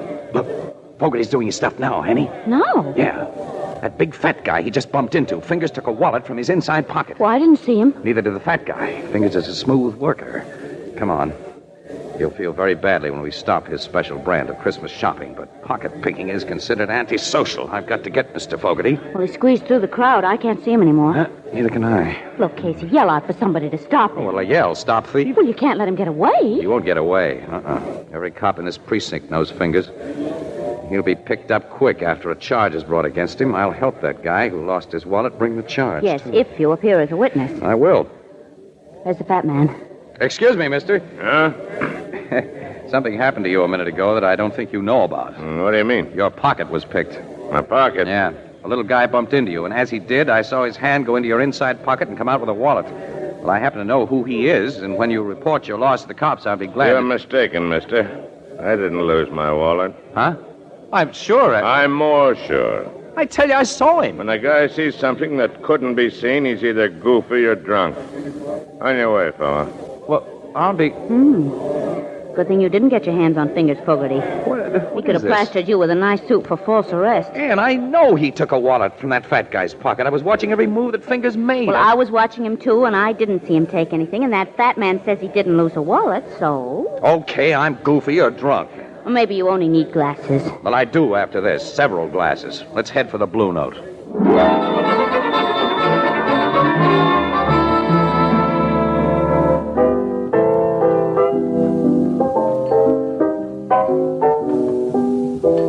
You and Casey get your Christmas shopping done this afternoon, Miss Williams? Well, I accomplished quite a lot, Ethelbert, but not Casey. He got sore, and after that, nothing would please him. What'd you get sore about, pal? Nothing. Oh, he had a little eye trouble. Oh, gee, that's too bad. Did you see spots floating in front of you, Casey? My eyes are okay. Now fill that glass up again, Ethelbert, and don't ask so many silly questions. Mine, too, Ethelbert. Right away, Miss Williams. Oh, now, Casey, don't you think it's about time you snapped out of your grouch? Well... It's pretty silly to get yourself all burned up just because you made a mistake. I didn't make a mistake, Annie. Fingers Fogarty took a wallet from that fat guy's pocket. What burns me up is I didn't find out why the fat guy denied it. Well, how could you found out? Oh, I don't know. But I'm supposed to be a newspaper guy, Annie. Well, we may have missed a story with pictures. Here's your refreshment, folks. Oh, thanks, Ethelbert. Say, have you stopped into your office since you finished shopping? Hey, bartender, who's the boss here? Well, what do you want? You want to buy a nice Christmas tree? You got some nice ones? A wagon full of them, fresh from Nova Scotia. Let's see one. Well, I'll be right back. Say, Casey, have you two stopped in at your office since you finished your shopping? Certainly not. This is our day off. Then you ain't heard the big news yet. What? Big news? One of your police reporters, Jake Birkin, was in a few minutes ago and tipped me off about it. Gee, was all excited. What happened, Ethelbert? About half an hour ago, the cops arrested the kidnapper and murderer of Gregory Walters. They did? Where? Well, where'd they get him? Well, like you know, before the Walters family paid over that $50,000 ransom to the kidnapper, the FBI made a list of the serial numbers on the bills, which they circulated all over the country. Of course, we know all that, Ethelbert. How's this tree, mister? Nice and bushy, huh? Let's see one a little taller. A little taller, okay. Ethelbert, will you tell us about that kidnapper? Oh, I'm getting to it. Come on. Well, a guy walks into a tavern over on 36th Street tonight, orders a drink, and hands a barkeep a $20 bill with one of them hot numbers on it. The barkeep checks the number, calls a cop, and when the cop searched the guy, he found about $500 more of the ransom dough in his pockets. Well, Ethelbert, who is the guy who had the ransom dough? Have the cops identified him yet? Well, they knew him as soon as they laid eyes on him. But Ethelbert, who is he? Please. Hey, is this tree big enough, mister? Let's see. Well, let's see one a little thicker around the bottom. Thicker around the bottom. Ethelbert, will you please Casey tell and us? I know him. He's always been a small-time crook, and I was surprised to learn he was mixed up with anything so big as kidnapping and murder. Oh, say, will you tell us? I am telling you. It's that little runt, Fingers Fogarty. Fingers Fogarty? Yeah, the dip.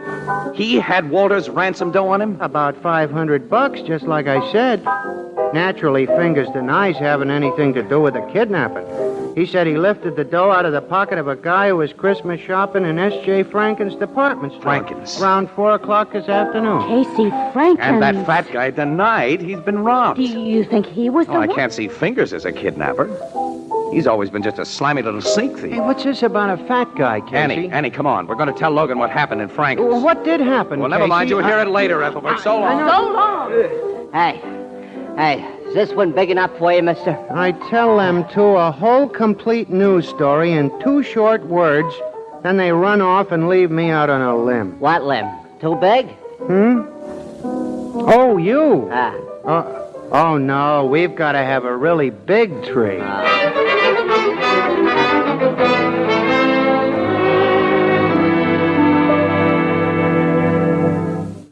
So you think Fingers Fogarty may be just the victim of circumstances, Casey? Circumstances peculiar to his profession. Miss Williams and I have told you what happened, Logan. You can add it up. Captain, have you got anything on Fogarty outside of the $500 found in his pocket? Not yet, Miss Williams. The joint he lives in is being searched, but we don't think he was chump enough to hide the rest of his ransom money there. Well, if he lifted the 5 C's from that fat guy, he has no rest of the dough to hide. Now, look, Casey. Fingers Fogarty knows you pretty well, doesn't he? Yeah, sure, he knows me, certainly. Now, hasn't it occurred to you that he may have put on an act for your benefit?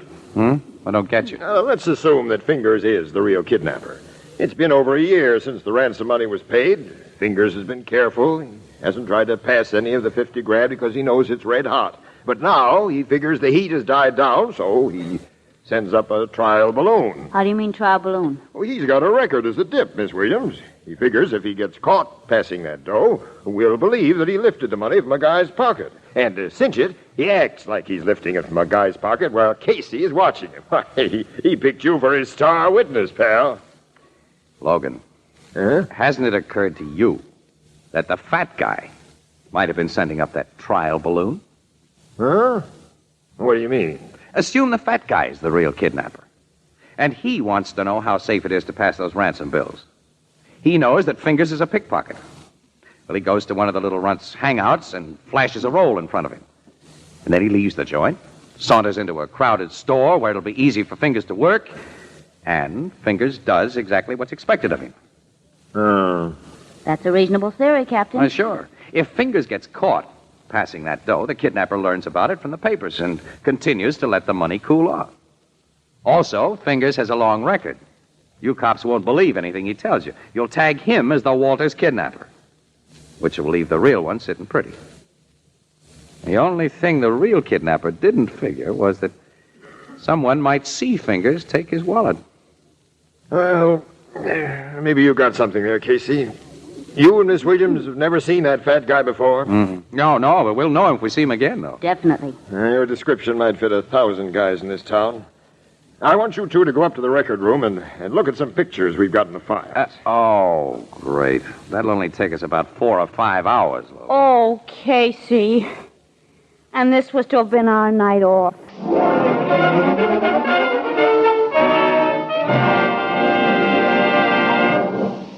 Perhaps you'll forgive this last-minute reminder, but there are now exactly 4 more shopping days until Christmas.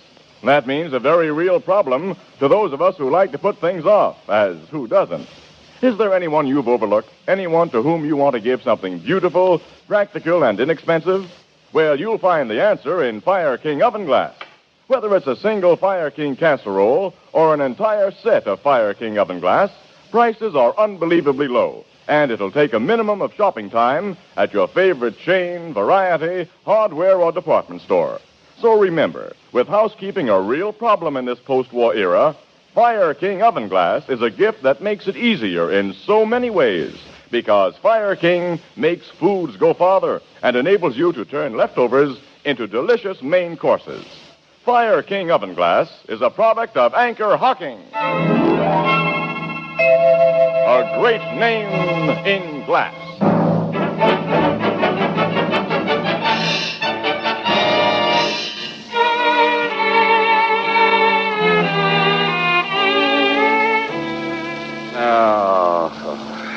I don't recognize any picture here, Logan. Oh, me either. Oh, golly. Captain, why don't you have some good-looking crooks in your files? I'm going to have nightmares looking at pictures of so many ugly men. Oh, you should see the women. Logan, you know, there's one picture here that bothers me. It resembles the guy a lot, but well, look at the description that goes with it. Nick Pensa, Woolstock Prison, discharged 1944, armed robbery. Age 30, height 5 feet. Well, you said your fat guy was a 6-footer and at least 45 years old. Yeah. He weighed a good 250 plus, too. This Nick Pence's weight is given as only 135. Well, they can't be the same man, then. No, not a chance. It's funny, though, there is a resemblance. Well, we need more than that. Let's all go home and get some sleep. Me for that. Me, too. I'm so tired I can't think. I'm falling over. I'll murder anybody who wakes me up before noon tomorrow.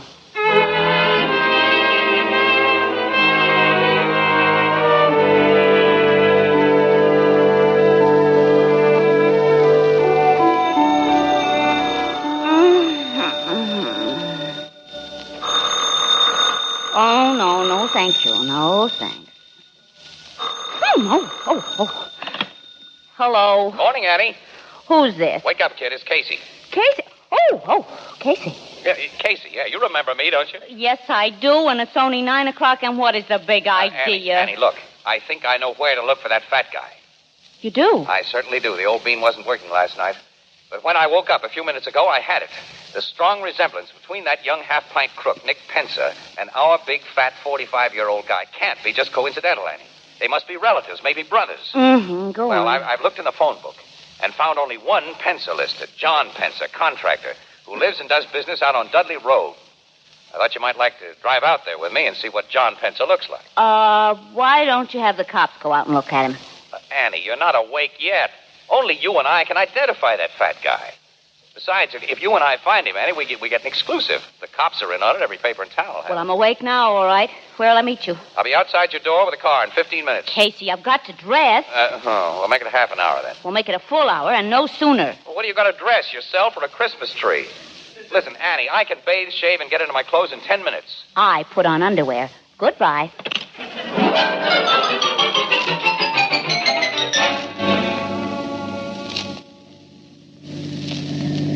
We're getting close to that address, Annie. Yeah. This isn't a very attractive neighborhood. Oh, John Pensa, contractor, can't be much of a concern. And John Pensa, contractor, may be no relation whatever to the Nick Pensa in the police files. The name's very unusual, Anne. I have a hunch. Uh-oh. There's the place. Yep. I'll stop here so we can look the joint over. Well, there's a concrete garage attached to the house with a good-sized truck inside and room for another. Concrete mixer in the workyard. Oh, Casey, established businessmen don't go in for kidnapping. I think we're on a wild goose chase. Annie, that guy coming out of the garage. What about him? He's just a skinny little... Annie, you need glasses and a more photographic memory. He's the man of that police picture. Of course, Nick Pensa. Now I know my hunch was right. He's looking over here. Well, he's never seen us before, but I'll get rolling anyway. Now, how can we find out if he has a fat brother? Well, drop into one of these neighborhood stores and make a few inquiries. Then what? Well, how can I tell until I find out what I hope to find out? Annie, you're the darndest girl for asking questions. You really are. Now, let's stop there. Well, we'll stop here. We'll go into this little drugstore right here. The druggist usually knows everybody in the neighborhood. Come on. Okay, but I think it would be simpler and more sensible to make inquiries at the precinct police station. I don't want the cops in on this until we know where we stand. Here, let me do the talking. It's your party, wise guy. You handle everything. What can I do for you young people? Hello, Pop. We're going to have, what kind of ice cream soda do you want, Annie? If I must have an ice cream soda, chocolate. Chocolate. Same for me. 2 chocolate sodas. That's right. Oh, by the way, I'm looking for a party in this neighborhood by the name of Pensa. I imagine you know the family well. Pensa? Yeah. Never heard the name before. You never heard it? Change my order to raspberry. Yes, miss. 1 raspberry. I'm just a stranger here. Come down from upstate to handle this place while my son's away hunting. Maybe my granddaughter can tell you what you want to know. Say, Katie. Yes, Grandpa? Come here. Fella's looking for a party by the name of Penner. Penner? No, not Penner. Pensa. Oh, I know the Pensas. All of them. You do? That's swell. Mr. Pensa lives down the street. Uh-huh. Over his office. He's a contractor. What's he look like? Is he, Is Mr. Pensa short and skinny, and his first name's Nick? well, Nick Pensa's not the contractor. Yes, he is. Ever since he got out of prison a couple of years ago. You say somebody's gone to prison, Katie? No, Grandpop. They've come out. That serves him right then. The man's reformed now. Oh, that's bad, very bad. Grandpop, Grandpop's a little deaf. Yeah, I can see that. Sister, I understand that my friend, Nick, has a brother or a cousin. No. Maybe an uncle? No. Here's your sodas. Who gets your raspberry? He does. Here you are, mister. Thanks. And Mr. Casey, you have earned it. Sister, you mean Mr. Nick Pencer has no relatives at all? He's got a sister and a nephew. Oh, that's a great help. How old's the nephew? About 10? No, ma'am. He's the funniest thing. Mr. Gus Pence is a lot older than his uncle. Huh?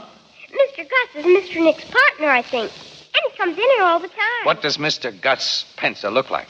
Well, he's tall and fat, and in the face he looks like Mr. Nick. Annie, give me that chocolate. You take the raspberry. Here's Mr. Gus now. Oh, Casey. He's our fat guy. Mr. Gus, these people were just asking about you. They're friends of Mr. Nick. Oh, that's bad. Is that so? He recognizes us, Casey. Yeah. Wasn't it lucky I dropped in here when I did to find friends of Nick's? Grandpop, go back to your back room and put me up 2 bits worth of turpentine. 2 bits worth of turpentine? Go along and help him, Sissy. He can never find anything. I'll show him, Mr. Gus. So you two were asking about me. You've been told that we were. I noticed a car outside with a press sign on it. Yours? Yeah. And you were looking for me because of what you happened to see in Franken's yesterday. If I said no, you wouldn't believe me. Right. This hand in my pocket has a gun in it, mister. So do exactly as I tell you. Okay. Remember, and don't pull anything. Here's your bottle of terps. Thanks, Grandpop. Here's your 2 bits. Come on with me, folks. You said you wanted to pay Nick a visit. Casey. We got no choice, Annie. Right. So long, Grandpop. Hey, ain't you folks going to finish your sodas? No, we lost our appetites. You didn't take even a sip of your raspberry, mister. That's what you think, sister. Get into your car. Both in the front seat. You drive, fella. I'll sit in back with this gat. Where'll I drive to? Just down the street to Nick's place. Mine. He and I are partners in everything. And he'll be tickled to see old friends.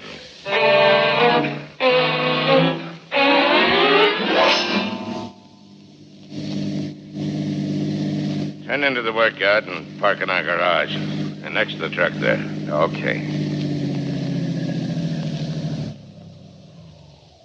Yeah, that's fine. Now what do we do? You and your boyfriend don't do anything, lady. And to make sure you don't... You hit Casey with your gun. And you get the shape. That'll keep the two of you quiet for a while. Nick! Nick! Yeah? What do you want, Gus? Come into the garage, quick. Okay. Whose car you got in there? You'll see. Come inside and help me close these doors. Okay. There. What's the idea? Take a look inside this car. Who's the guy and the dame? They're the two I told you about last night. Saw that dip take the hot dough from my pocket. They got wise to the layout and located us. They police? No. These two are newspaper mugs. I figured they were making this play on their own, so we got to take care of them. We can't bump them off here. We can. We do it nice, clean, and quiet.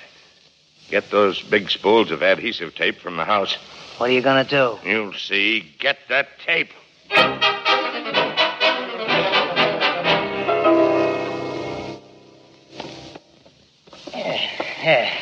Got the gal all tied up, Gus. And help me with this guy. Yeah. Wrap some more tape around his ankles. Okay. Yeah. He's fixed now and solid. All right. Now climb into that truck and start the motor, Nick. Oh, the carbon monoxide treatment, huh? Yeah. Nice, clean, and quiet. You just lock them in this closed garage to breathe the gas. Tonight, when it's dark, we get rid of their bodies in their car. Start the motor.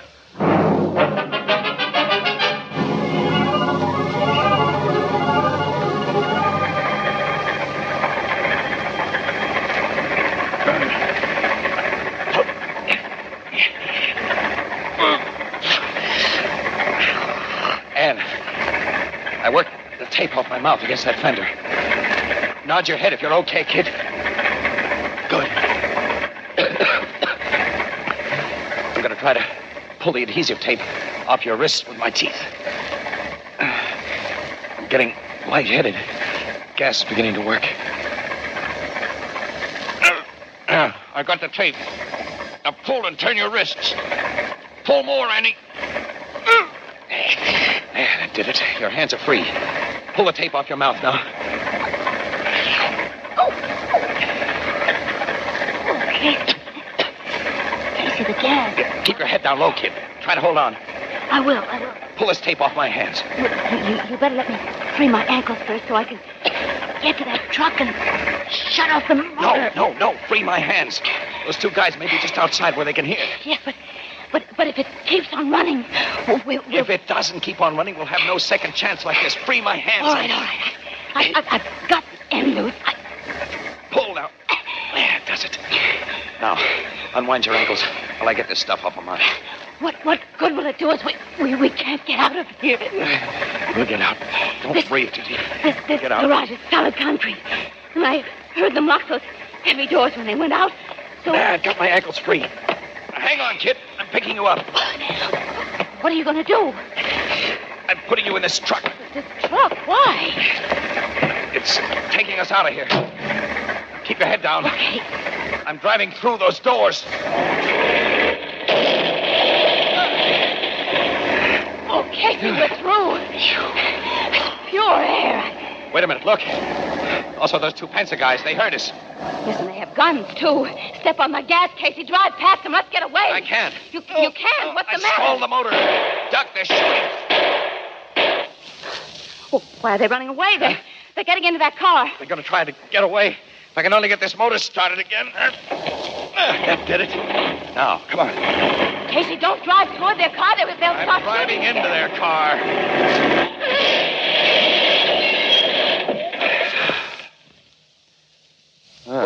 This 10-ton truck does a nice job when it hits a tin can like Oh, Casey. My nerves will never be the same again. that. I'll never recognize mine either. Come on, let's call City Desk. Get the cops out here so we can get to the Blue Note. I need another pair of glasses. The kind you fill.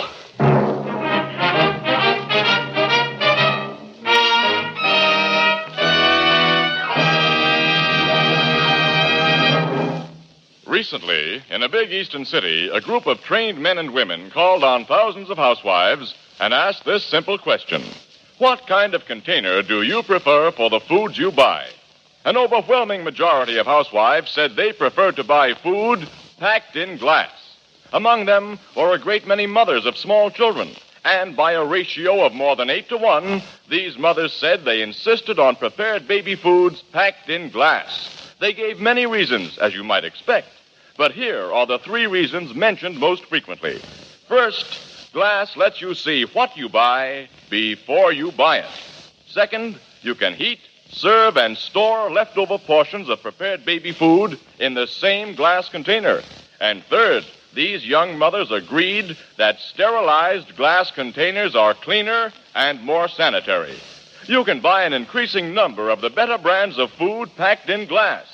And all of the better brands of prepared baby food come to you in Anchor glass containers sealed with tamper-proof Anchor vacuum caps. Both products of Anchor Hawking. A great name in glass.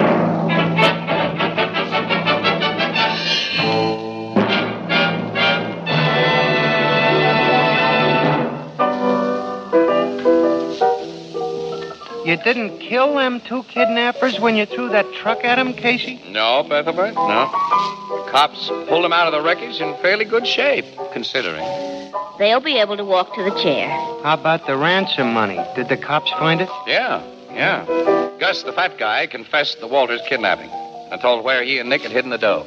Gee, and all because you and Miss Williams did some Christmas shopping. Say, what happened to the little dip, Fingers Fogarty?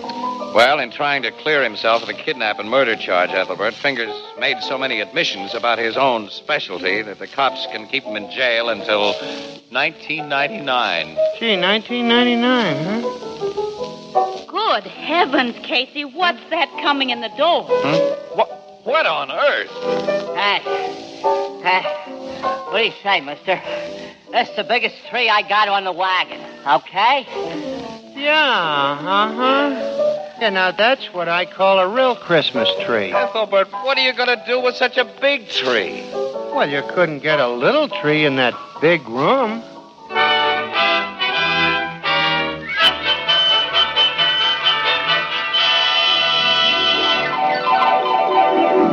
Crime Photographer, starring Staats Cotsworth as Casey, is brought to you each Thursday at this time by the Anchor Hocking Glass Corporation, makers of Fire King Oven Glass. Anchor glass containers, Anchor caps and closures. All products of the Anchor Hocking Glass Corporation, a great name in glass.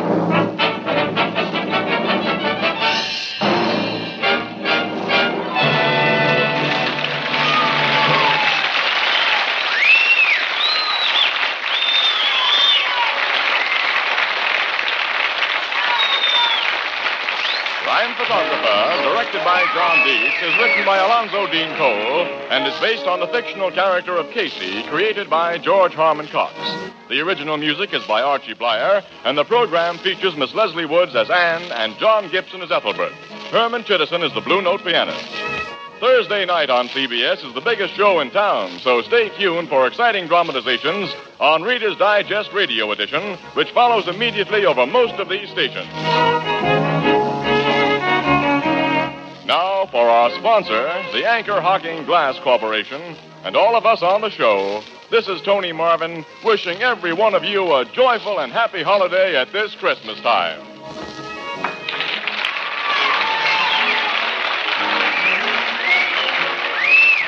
This is CBS, the Columbia Broadcasting System.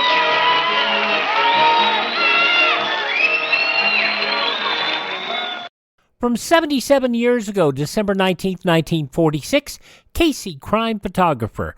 Classic radio theater with Wyatt Cox continues in a moment with Life with Luigi. Millions in Europe and Asia are going hungry and facing actual starvation. Therefore, it's up to us, the best-fed nation in the world, to tighten our belts. We can share a meal and save a life. And here's how. Buy only as much bread and other wheat products as you really need. Use rice, fats, and oils sparingly. Don't waste any food. Turn in your used fats and oils at the food store promptly. Plant a garden and raise as much of your family's food as you can. You are saving food for those who desperately need it when you buy less, especially when you use up those leftovers. J. Carrol Naish and Alan Reed. Life with Luigi, and Alan Reed playing Pasquale. This episode from 73 years ago, December 19th, 1950, as the Christmas Present for Pasquale.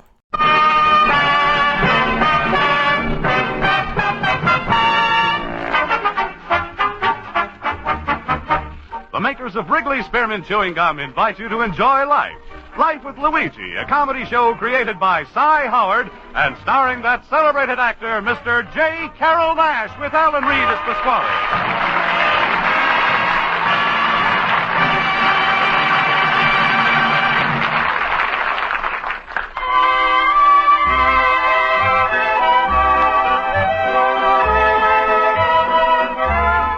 Friends, Wrigley's Spearmint Chewing Gum is a typically American product that appeals to people of all ages and nationalities in all parts of our country. And the Wrigley people feel that Life with Luigi is a typically American radio program, a friendly, enjoyable show that sort of symbolizes the American spirit of tolerance and goodwill. So the makers of refreshing, delicious Wrigley Spearmint Gum are glad to bring you Life with Luigi each week and have you join them in this pleasant half-hour's entertainment. And now let's read Luigi's letter as he writes about his adventures in America to his Mama Basco in Italy.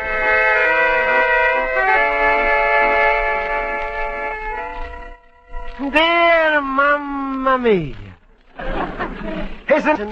And all the good Americans, they moving out of their houses and they start to live in one bigger place. The apartment stores. Mamma Mia, you should have seen the crowds. Yesterday, I went to Sears and Roebuck to buy a 2-cent washer for my sink, which is leaking. 5 times I must start off to the hardware department.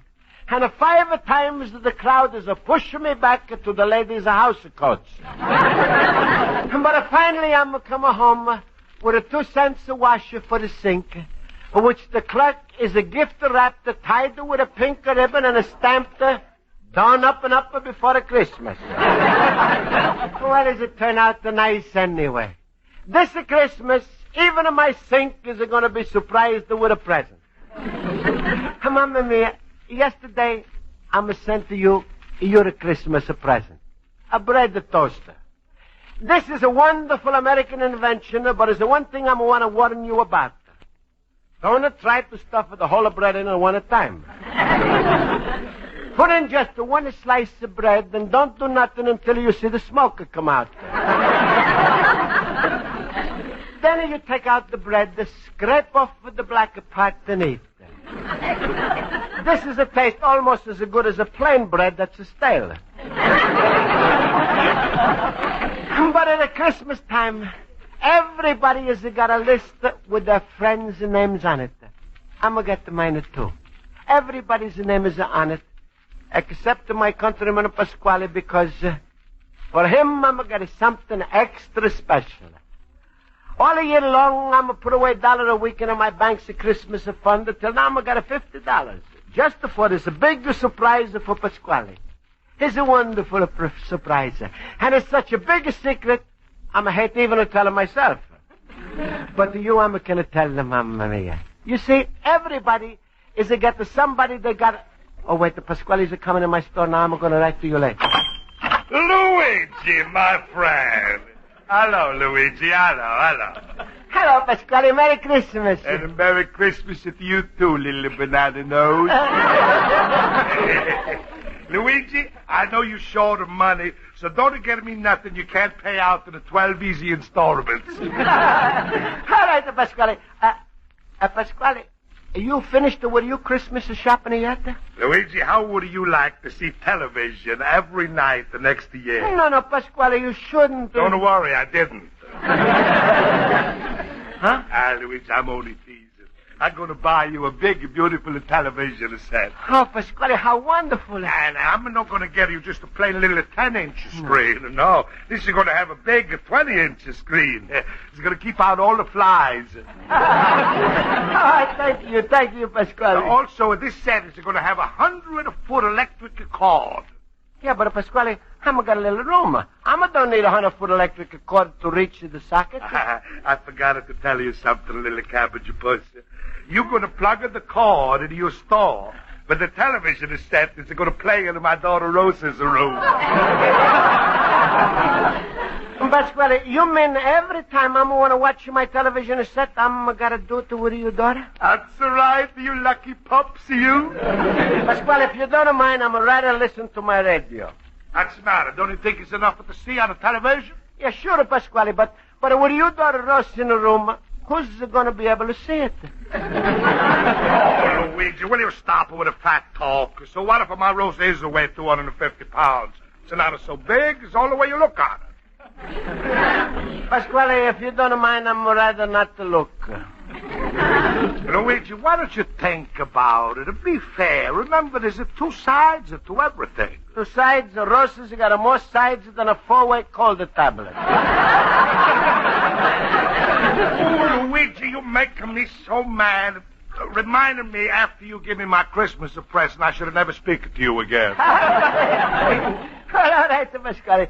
Now, if you don't mind, please, I'm going to go to my night school. All right, go, Luigi. Now, remember, don't go spending any money on me for Christmas. My waist is a 46 and my neck size is 19. Huh? Also, I'm liking to play cards. I could use a tray, automatic shuffling, 2 plastic decks. That's for when I play canazza. Well, all right, Pasquale. Goodbye. I'm going to see you later. Goodbye. Little pumpkin head. Where is he going to get the money to buy the good presents anyway? He's always got to come to me for money. I'm his private little Marshall plan. Hey, what's this he's left behind? A little envelope. I'm no like it to peek. For once to peek on me. Hey, what's this? $50. Oh, he's to do something behind my back. Let's see what he's right on this paper. Christmas list. Well, my name must be on the top. Mrs. Spaulding. Huh? Schultz, Horowitz, Olson. He must be saving me for the last. Mailman, Rosa, window cleaner, Officer Flanagan, Tommy the newsboy, Jake the pickle man. He's left me out. $50. He's a hit away from me, and he's left me out. Me, he's a guardian in America. When he's come here from Italy, I give him his first pair of shoes, his first haircut, his first comic book. And when he's not going to read it, I help him out. I got somebody to read it to him. No present for Pasquale, huh? Well, I'm going to show him this list. And this money, I ain't going to keep it. I'm just going to hold it for him till Christmas. Christmas of 1999.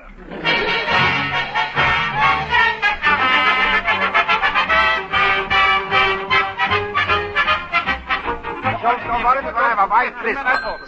right, class, quiet, please. I'll call the roll. Mr. Basco? Here. Mr. Horowitz? Here. Mr. Olson? Here. Mr. Schultz? Up, dancer, up, prancer, up, dunder, up, listen. Mr. Schultz, are you supposed to be Santa Claus? That's what my wife's relatives think. Come on, dancer, come on, prancer. Mr. Schultz, enough of that, and stop cracking your belts. All right. Down, Hickok. Smile, Miss Spaulding. It's just the Christmas spirit. Here's a present I bought for you. Some voodoo perfume. Oh, thank you, Mr. Schultz. Miss Spaulding, I brought you something, too. Yeah, now here's my gift to Miss Spaulding. I brought you something also. Ooh, what a bunch of copycats. Well, class, it's wonderful. I can't find the words. Who cares, just so long as you don't find the price tags. Hey, Schultz, Horowitz, Olson, here. I'ma brought you some little things too. Thank you, Luigi. Thank you very much. Fellas, should I do it to him now? Sure, go ahead. Give it to him. Go ahead. All right. Luigi, we all got together yesterday after class, and, well, we all talked about you and what a nice little fellow you was, and, well, we shipped in, and here's your Christmas present, and that's all. Merry Christmas. Oh, friends, what a wonderful present. This is the most beautiful fountain pen I'm ever owned. This is the only fountain pen I'm ever owned. And Mamma mia, look, a gold top and a beautiful inside. Luigi, go ahead. Read the inscription that we wrote to you on the pen. Your Luigi, and they come straight from the hall. All right, I'm read. 14 karat gold filled. Luigi, you are reading the point. Here on the cap you read. Oh. With the sincere friendship of Christmas in 1950. Oh, class, that's beautiful. And I can't think of any other words that you could have added. More words? Say, if we added any more words, you'd have ended up with 2 fountain pens. Luigi, we're glad you like it. It was just a slight return for the present you got us. Luigi, what did you get for Pasquale? Well, for Pasquale, I'm getting something extra special. You see, he's the one who's brought me to this country. This wonderful country, America. And you see, well, he's a watch over me all the time, so I'm getting him big surprise. A wallet? A what? A necktie? A noose? No, class, none of those things. It's a surprise and give us a hint, anyhow. Well, it's something Pasquale not gonna touch, smell, or feel. He's not gonna keep it, but once he's got it, he's not gonna exchange it. Stop, Luigi, you're getting us all for shimmel. Come on, Luigi, you just got our curiosity all around. What are you going to give Pasquale? Well, yesterday I went to the bank, took out the money, and I said to myself, what am I going to get a Pasquale that's different? Something that nobody has ever gave anybody before. Aha, so you're getting him a shrunken mummy head, huh? Mr. Schultz, please stop interrupting and let Mr. Basco finish. Well, anyway, I took the money and Mamma mia. Something wrong, Mr. Basco? Wait. Hey, Pasquale's a Christmas money. It's a miss and I'm lost it. Luigi, wait. First look in all your pockets. Yeah, but I'm... And try to think where you might have left it. No, I'm left it in no place. I'm lost it. That's terrible. Please, Miss Spaulding, you excuse me. I'm gotta go looking for it. Certainly, Mr. Basco. Luigi, don't take it so hard. Smile, that's only money. Though you lost it, what are you going to do? Jump off the bridge? How much money did you lose? $50. $50? Luigi, move over and I'll jump off with you.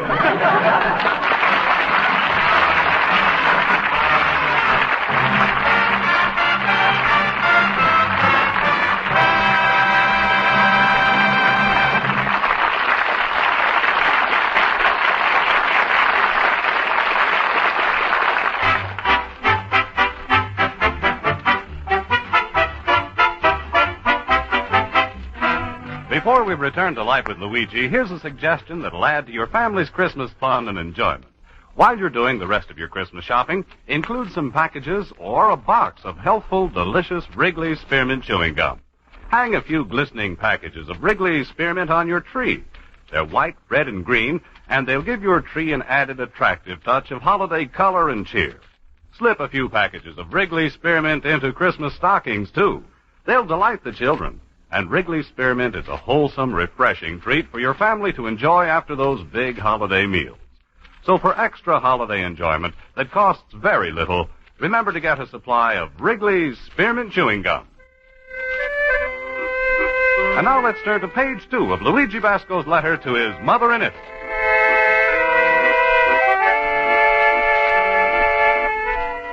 And so, Mamma Mia, is there no use even to tell you what the wonderful present I was going to get for Pasquale? Because I was lost the $50, I was saving for it. All night long, I'm looking the streets with my searchlight. I'm going to find the $50. And I'm going to have a fight with the two people in a parked car. Also in my house, I'm going to look all over under my rug, in the flower pot, in the chandelier. And all I'm found is a dust of 2 flowers and a lamp that's no working. Also, I'm pushed away all the furniture, swept up all the floors, of dust under the couch and the bed. I'm no find the money, Mamma Mia. But today, I'm got the cleanest house or room in Chicago. Mamma Mia, I'm no got the heart to look at the Pasquale. Right now, I'm seeing it through my window. And he's talking to Ross, and he's very mad. Yeah, I can just imagine what he's saying to her about me. Rosa, stop eating for a minute. I want to talk to you. All right, Papa. Rosa, who's the best friend Luigi's ever had? You, Papa. Yes, and who's treated him better, fairer than anybody else in the country? You, Papa. Yes. And who's it turned out to be a rotten, ungrateful jackass? You, Papa. Yes.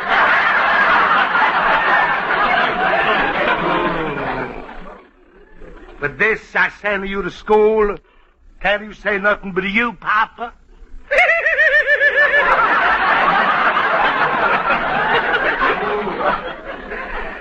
Go back to you, Papa. Rosa, from now on, we're through with Luigi. Don't ever associate with him. Don't go near him. And don't ever let me see you thinking about him. Can I marry him, Papa? Not even that. Rosa, if he was to come back to you on his hands and knees, what would you say to him? Luigi, you want to play piggyback? Oh, shut up. I'm so mad with him, he's never going to get it back as a $50. Some Christmas list he's had. Presents for everybody, even a Jake and a pickle man. But for me, nothing. It's not the present so much. I wouldn't care if he was to give me a cheap 29-cent necktie. The same one I gave him last year. Oh, I'm so mad at him, I'm going to cut him out of my will. Papa, have you got a will? I'm going to make one just so I can cut him out. Papa, maybe Luigi just forgot about you. Oh, it's impossible. I've been hinting since the Thanksgiving. God, huh? Rosa, mind the stall. I'm going to talk with that little pup squeak. I got to find out why he's left me out of his Christmas list. He better have a good reason, or else I'm going to break his neck. Hello, Luigi. Hello, Pasquale. Merry Christmas. That all depends. What are you looking so sad about? You did something you're sorry for, maybe? Pasquale, I'm lost little white envelope. Maybe you was found it? Absolutely not, and I can prove it with 6 witnesses. I'm a believer you, Pasquale. Luigi. What? You, didn't forget anything lately, huh? Forget it? Yes, you know, it's the season now for Santa Claus. People are being generous. Fill the stockings over the fireplace. Pasquale, I'm sorry, but... Don't about me no buts. Luigi, all year long you've been crying about that broken down old radio you got that's always a blowing of tubes. So yesterday I went out to the body or something. A new radio? No, 3 new tubes. That was going to be your present, including a few other things I was going to get you. But now you can forget them. Pasquale, please listen. After all, a fellow who's a forget, I'm alive. Yeah, but Pasquale, Hey, I didn't forget you. Huh? You got something for me, Luigi? You save it for a surprise. Yeah, Pasquale. Yeah, here's your present and a Merry Christmas. Oh, Luigi, what a beautiful fountain of pen. Yeah. Look, a gold cap, 14 carats a point, and there's a writing on it. Yeah. With a sincere friendship, Christmas of 1950. Luigi, I gotta apologize to you. I had you all wrong. Oh, well, it's all right, Pasquale. As long as you're happy now. Luigi, I can't tell you how happy I am. But, now, you did me a favor. I'm gonna do you a little favor. Pasquale, please, no roses. Those are not the roses. It's something else. Luigi, when you left the store yesterday, I was standing there, and suddenly... Luigi, my fellow boob. Hello, Schultz. Ach, smile, Luigi. A Merry Christmas to everybody, even you, Pasquale. Merry Christmas to Mr. Delicatessen, man. Luigi, I never got a chance to really thank you for that little wallet you gave me for a present. That's right, Schultz. You're in a good health. I love that little secret compartment inside where you can hide some money, you know. You know, that's really very tricky. It took my wife 10 minutes to find it. Smile, everybody. Be like me, always laughing. My rheumatism is killing me. Anyway, Luigi, thanks for the wallet.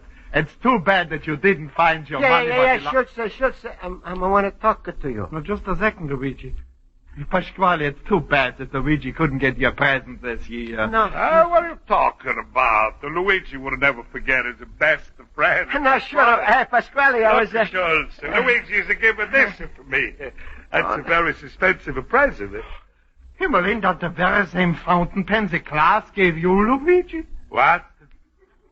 Yeah, sure, Schultz. Hey, I'm like it so much, I'm went out and I got the same one for Pasquale. Aha. And where's yours, Luigi? Well, mine is, well, you see, Schultz, on the way home from school, I'm lost mine. Oh, you did, huh? Then tell me this, Luigi. How could you buy Pasquale a fountain pen if you lost the $50? Luigi, you mean you couldn't buy me a present when you lost the money? So you gave me the fountain pen the classes are giving you? Merry Christmas, Pasquale. Luigi, why didn't you tell him why you didn't give him a present? Pasquale, do you know that this little Wiener Schnitzel has been saving $1 a week from his lunches and car fares just so he could prepare a big surprise for you? Luigi, you was going to spend all the $50 on me. Well, what could you buy? A suit, a coat, the shoes, a down payment on an automobile? No, Pasquale, it wasn't nothing like it. That wasn't nothing you could wear or eat or play with. Was it something for the heart? Well, what? Tell us already. To me, Christmas is not just the giving of things. Well, it's for the spirit. Peace on earth, goodwill toward the man. And Pasquale, if what I was going to give you would have made you feel that way, that would have been a real Christmas present. Luigi, where is this present? Maybe if you was suddenly to find the money, you could still buy it. No, Pasquale, it isn't that in the store. You see, I went to the church, and I said to Father Carney, I'm going to be glad to give the church $50 if on a Christmas night you little boys of choir with the beautiful voices was it to come and sing outside of Pasquale's restaurant. Little boys of choir? Yeah. Ach, Luigi, only you could think of a thing like that. Yeah, but, what's the use? I was supposed to be there this morning, but I didn't have the money. I'm sorry, Pasquale. Hey, Pasquale, where you going? I'm going to kill myself. What? Luigi, I'm the worst rat that's ever crawled on the face of this earth. You see, I was the one that found the... Hey, Luigi, what's that? Hey, Pasquale, that's the little boys of choir. Yeah, there was a come anyway. And there's a Father Carney. Open the doors. Let's hear. Yeah, listen. Maria, gratia plena, Ave, Dominus tecum,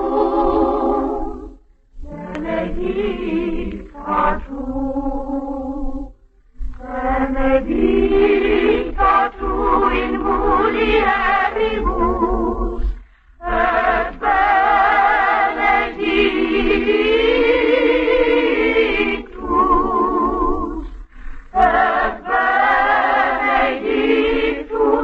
fructus ventris tui,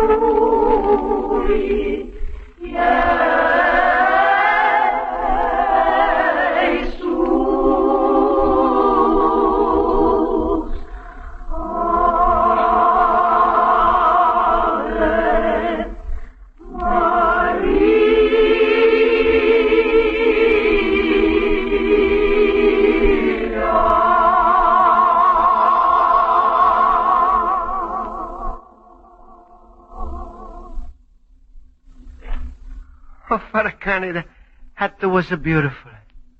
Yeah, but I'm not expected you to come. I'm gonna bring you the money. Luigi, the church never asks for money in advance. In advance? But Father, I'm not got nothing.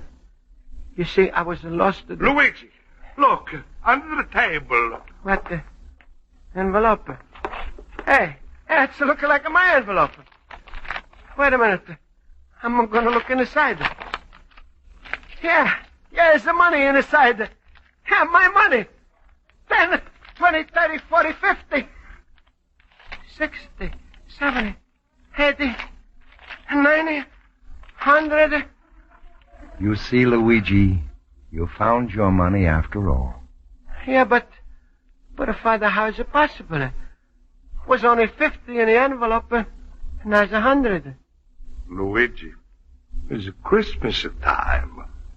A miracle can happen. Yeah, Pasquale. But I'm a wonder who's made the miracle.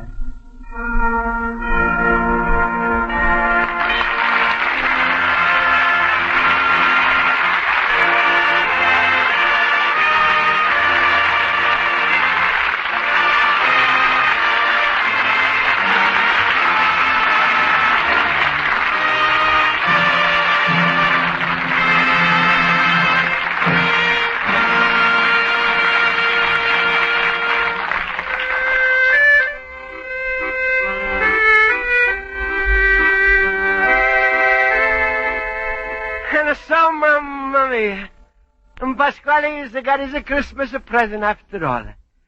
And I'm finished with this letter to you with my brand new fountain pen. Pasquale is the one who writes some extra words on it, like, you best friend of Pasquale, and, but the Schultz is in a letter. So now is a pen and a pencil a set. Mamma mia, maybe maybe you're thinking it to yourself. What my present was meant to Pasquale. Well, I'm going to tell you. After everybody is went away, the father, the choir, Schultz, everybody.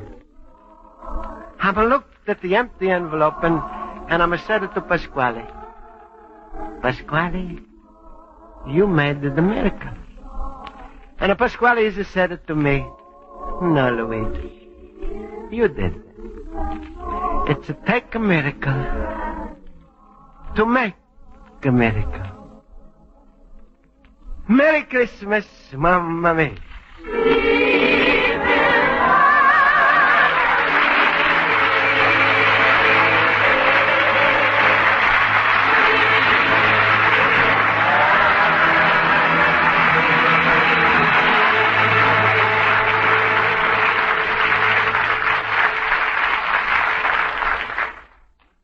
Friends, the makers of Wrigley's Spearmint Chewing Gum hope you've enjoyed tonight's Christmas episode of Life with Luigi, and they'd like to remind you that with Christmas just ahead, you'll want to have an extra supply of Wrigley's Spearmint Gum in your house. A few colorful packages of Wrigley's Spearmint to hang in your Christmas tree, some to put in the children's stockings, and some to pass around before and after those hearty holiday meals. Remember, Wrigley's Spearmint Gum is an ideal treat to top off a meal because chewing Wrigley's Spearmint aids digestion, sweetens the breath, and freshens the taste. So when you're doing your final Christmas shopping this week, include a supply of healthful, delicious Wrigley's Spearmint Chewing Gum. Wrigley's Spearmint will add to your family's fun and enjoyment during the holidays.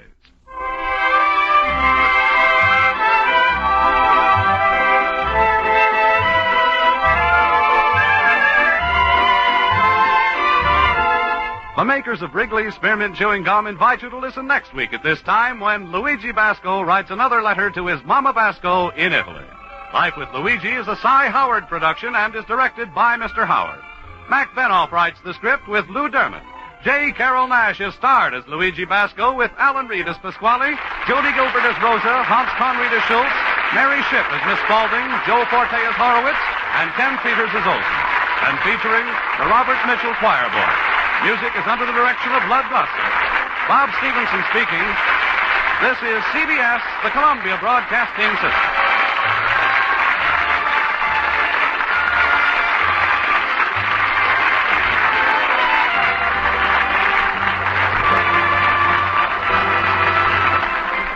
December 19th, 1950, Life with Luigi on Classic Radio Theater with Wyatt Cox. Love and Abner come up next, but first...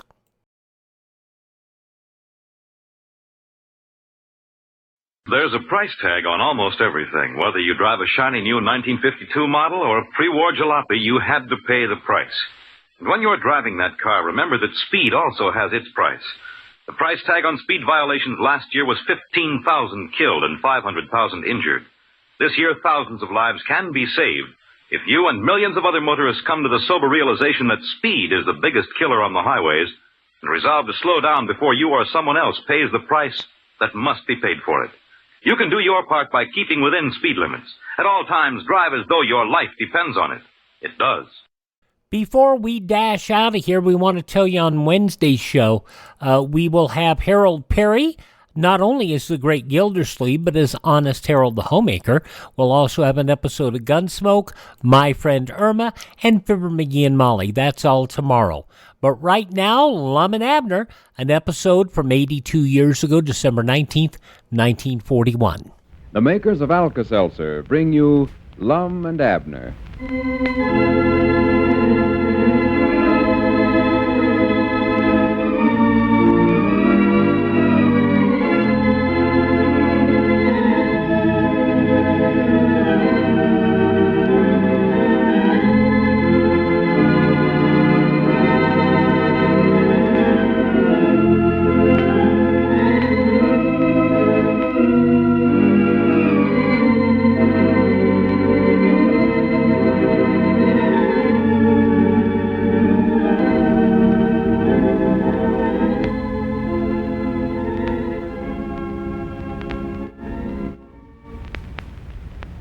You know, folks, I don't know if you've ever stopped to think about it in this light or not, but actually, don't you agree that Lum and Abner and Alka-Seltzer make a perfect combination? They both help you get a lot more enjoyment out of life.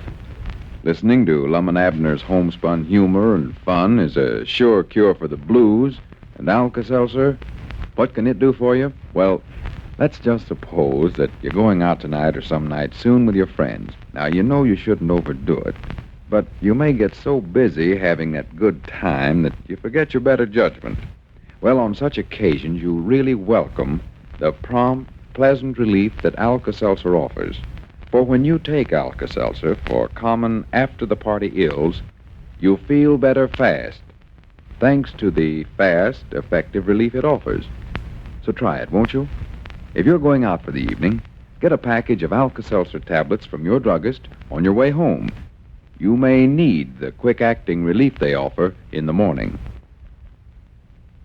And now, let's see what's going on down in Pine Ridge.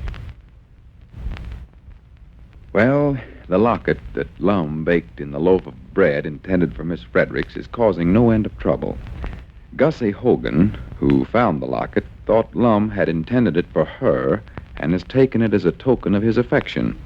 Her brother, Snake Hogan, who enjoys the reputation of being the bad man of the community, is seeing to it that Lum doesn't disappoint his sister in her newly found romance. As we look in on the little community today, we find Abner alone at the store. Lum is just entering. Listen. Well, morning, Lum. Morning, Abner. Where you been all morning? Oh, I just been over the place there trying to study things out, Abner. Study things out. Yeah, looks like I've got enough worries for half a dozen people. What's the matter now? What's the matter? You ought to know. Calling up Gussie Hogan and telling her I put that locket in a loaf of bread for Miss Fredericks. Well, that was the truth, wasn't it? Yeah, but you can't come right out and tell somebody something like that. You can't. Recollect, Gussie's an old maid that ain't had a beau in 20 years. This is the greatest thrill she's had in her life. Getting that locket with my picture in it saying to the one I love. Oh, yeah, she figured you and her was same as Gage whenever she found that locket. Yeah, and you calling up and telling her it was all a mistake just got her so tore up she might not went into hysterics. Well, I'm sorry if I got you in any trouble over it, Lum. I thought I was helping. I know you was trying to do the right thing, all right. I come by your place last night to tell you and you weren't home. No, I never got in till after 10 o'clock. 10 o'clock? Where in the world did you go? Over to Gussie. Oh, you went over there, did you? Well, you heard Snake call me on the telephone yesterday and tell me if I never, he was coming over there and get me and drag me over there, didn't you? Yeah. Well, he did. Oh. Great big bully coming around throwing guns on people, trying to scare somebody. Well, what all did he have to say? Oh, he accused me of trifling with his sister's confections and said I was going to have to go over there and cheer Gussie up. So I went. Well, I do know. It was right pitiful. If it had been anybody else besides myself, I'd have felt downright sorrowful for her. Well. Could hear her blubbering clean out in the road before we got in the house. Laying there on the sofa with her head buried in the pillow, crying like her heart would break. She was, huh? I never knowed what the trouble was till then. She explained to me that you'd called up and told her that I never meant the locket for her and that I was in love with Miss Fredericks. Well, that's the truth, ain't it? Yeah, but that's an awful disappointment to somebody like that. Well, you never told her that you meant the locket for her, did you? Well, no, I never exactly told her that. I just told her that you must have been joshing, for I never even knowed you called. That's what I said. Well, I'll be dead blamed. Here I got you out of it, and you got yourself right back into it again. Well, Abner, I'm just too tender-hearted to stand there and see a woman cry like that. And her brother standing there with a gun in my back, too. And you had to stay there till 10 o'clock explaining things to her, huh? No, I ate supper there. Ate supper? Snake's woman insisted on me staying. Have sort of a family gathering, she called it. Uh-huh. Then after supper, we sat there in the parlor and sort of visited. That is, Miss Hogan and Snake and me did. Gussie just sat there and blushed and giggled. What was she blushing about? Oh, Snake making jokes, trying to josh us. Said I was too skinny, she's going to have to feed me right good and fatten me up when we get married. Get married? They was saying it, not me. Then he'd goof all, and she'd giggle. Then he'd do what? Goof all, laugh loud. Oh. I never was so dad blame glad to get away from a place in my life. I run every step of the way home. Well? Never slept a wink last night, never closed an eyelid. Trying to study some way out of this mess. Well, you better just stay away from over there, Lum. That snake'll have you married before you know it. He'd love mighty well to get her married off, I know that. I'm going to hide from her till this sort of blows over. I may take a trip, I don't know. Well, now, you oughtn't to be that scared of Snake, Lum. Let him force you into something like this. I ain't scared of him. Just don't want to have no trouble if I can help it. He's crazy enough to shoot a feller. Yeah. Only chance I'd have is to pack guns, too, and just shoot it out with him. I wouldn't want to do that even if I knowed I could beat him to the draw. I don't want to shoot nobody. No, well, I guess you're right, Lum. If you can work it out some other way, it'd be better, I guess, for he'll shoot you, I know that. Yeah, well, let's don't talk about that. He's been in 2 or 3 shooting scrapes around here and all has got out by pleading self-defense. Well, I'm just going to let things sort of rock along till I can study some way out of this. Wish I was a few years younger. Dad blame if I wouldn't join the army. Well, that'd be a good thing for you. I seen Tom Blevins' boy back home from camp yesterday. I say boy. Lord me, he looks like a growed man now. Does? Yeah, straightened up, chest all filled out, bigger'n his paw. Well, I do know. Well, everyone I saw come back has just improved something wonderful. Yeah. That boy, Miss Gilbert's home here not long ago. I'd never seen such an improvement in a boy in my life. He's in the store here with his mother, and just as nice and polite and thoughty of his mother. Regular gentleman. Yeah, I seen him. I never knowed Tom Blevins, his boy, was home. Well, he just got in yesterday. How'd he come in, on the train? No, he said he come home on a furlough. Furlough? That's a leave of absence, sort of a vacation. Well, that's what he come home on then. Well, what I mean, Abner, furlough... Wait a minute. Well, I do know. There's Mousy Gray coming across the street there. Huh? First time I saw him up in the daytime, and I don't know when. Oh, that reminds me, Lum. He was in here looking for you yesterday. Mousy looking for me? Yeah. Well, what'd he want? Why, he said he's mad at you. Mousy mad at me? That's what he said. Oh, quit josh me. That feller never was mad at nobody. Well, he said yesterday he was awful mad at you. Well, how could he be? I ain't saw him in 6 months. He couldn't be mad at me unless some of them mill hands has been joshing him again, telling him something I said about him or something. Well, that might be what it is. They're all is pulling pranks on him. Yeah, all to send him out after striped paint for a barber pole they're making, or after a pie stretcher, or a left-handed monkey wrench or something. Yeah, he was in here the other day after a left-handed monkey wrench, and I told him we never had none. Fact is, I don't recollect ever seeing one. Of course not. There ain't no such a thing. Well, what does left-handed fellers use then? Well, they just turn the wrench over, silly. Well, Oh, why, sure. What's the matter with them fellers down there at the mill anyway? Mousy's coming in here. Come in, Mousy. What can we do for you? Morning, Lum. I just wanted to talk to you. Well, sure. What is it, Mousy? Well, you see, Lum, maybe I better not talk to you today. I'm so mad it might be better for me to wait till I cool off a little. Well, Abner was telling me just now you was mad at me. Yes, I am, Lum. Awful mad. What are you mad at me about? First time I've saw you in 6 months. Well, I just come over to have it out with you. Well, sure, that's the thing to do. But I believe I better come back some other time. I'm such a rage today, I just can't even talk about it. Well, here, wait a minute. I want to know what it... I better go and get myself under control. I'll be back. Well, I do know. I told you he was mad. Well, you'd never know it if he hadn't have said it. No. Well, Granny, that is the limit when Mousy gets mad at me. Everybody in this town's mad at me about something. Here I've been trying to do right, but maybe it's all my fault. I don't know. Miss Fredericks is mad at me. She heard about Gussie Hogan wearing that locket with my picture in it. Frank Foster's mad at me for sparking at Miss Fredericks. Snake's mad at me. Mousy. Oh, well, now, it ain't your fault. You just been worrying too much, Lum. I told Elizabeth this morning I was going to bring you home to supper tonight. Maybe a good meal would help you get your troubles off your mind. Well, that's mighty thoughty of you, Abner. Glad to know I've got one friend left anyway, but... She said she's going to bake up everything you like to eat. Going to have a big chocolate layer cake and fried chicken. My goodness. Well, I started to tell you, Abner, I can't make it tonight. Well, she's done got the stuff cooked, Lum. Wait a minute. You ain't letting that Snake Hogan make you come over to see Gussie again, are you? Snake Hogan ain't making me do nothing. He ain't running my life. Well, that's better. They're having a special meeting of the lodge tonight. Oh. Whole bunch of fellers from the county seats coming out. We're going to put on a special initiation for 'em. Well? Natural, me being the High Supreme Loyal Counselor, I've got to be there to read my part of the initiation ceremony. Nobody else can take my place. No, well, that's different. Sure. Yes, I do hate to miss that meal. Special after Elizabeth being so nice to go to all that bother for me. Oh, well, she'll understand. You can't miss an important lodge meeting like that long. Wait a minute, that was our ring.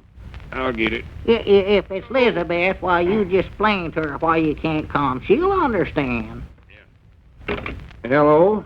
Got 'em down store, bakery, and library. Oh. Yeah, this is him. Do what?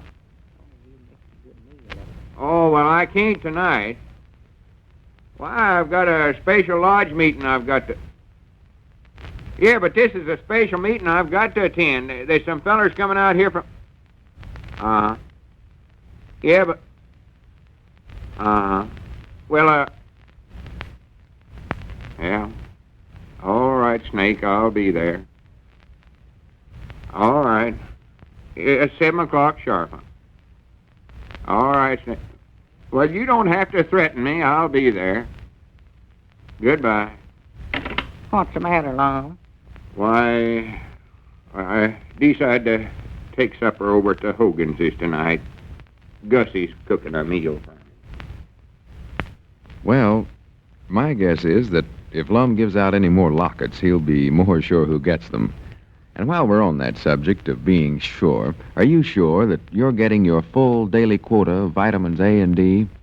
Well, now, by taking just one a-day brand vitamin A and D tablet each day, you can be sure you're getting more than the amount necessary to meet your minimum daily requirements. In fact, each one-a-day tablet contains, in easy-to-take, pleasant-to-taste form, the same amount of vitamins A and D as 2 whole teaspoons of cod liver oil, meeting minimum United States pharmacopoeia standards. Yet in spite of their high vitamin content, one-a-day brand vitamin A and D tablets are amazingly low in cost. In fact, when you see how reasonably priced they are, and you realize that you need take only 1 tablet a day, you'll want the whole family to get their protective benefits.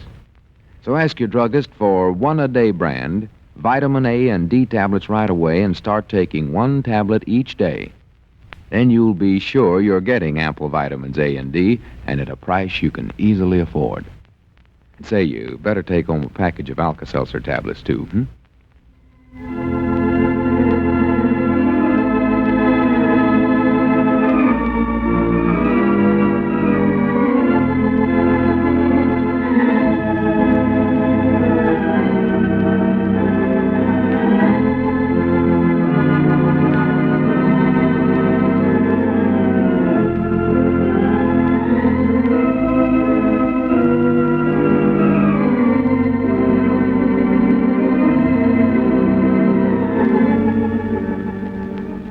What a mess. Lum and Abner, December 19th, 1941, here on Classic Radio Theater with Wyatt Cox. Tomorrow, the Harold Perry Show, The Great Gildersleeve, Gunsmoke, My Friend Irma, and Fibber McGee and Molly. Thanks for making us a part of your day, and have yourself a great Tuesday. We'll see you for our Wednesday edition, right here where you get your podcasts, Classic Radio Theater with Wyatt Cox.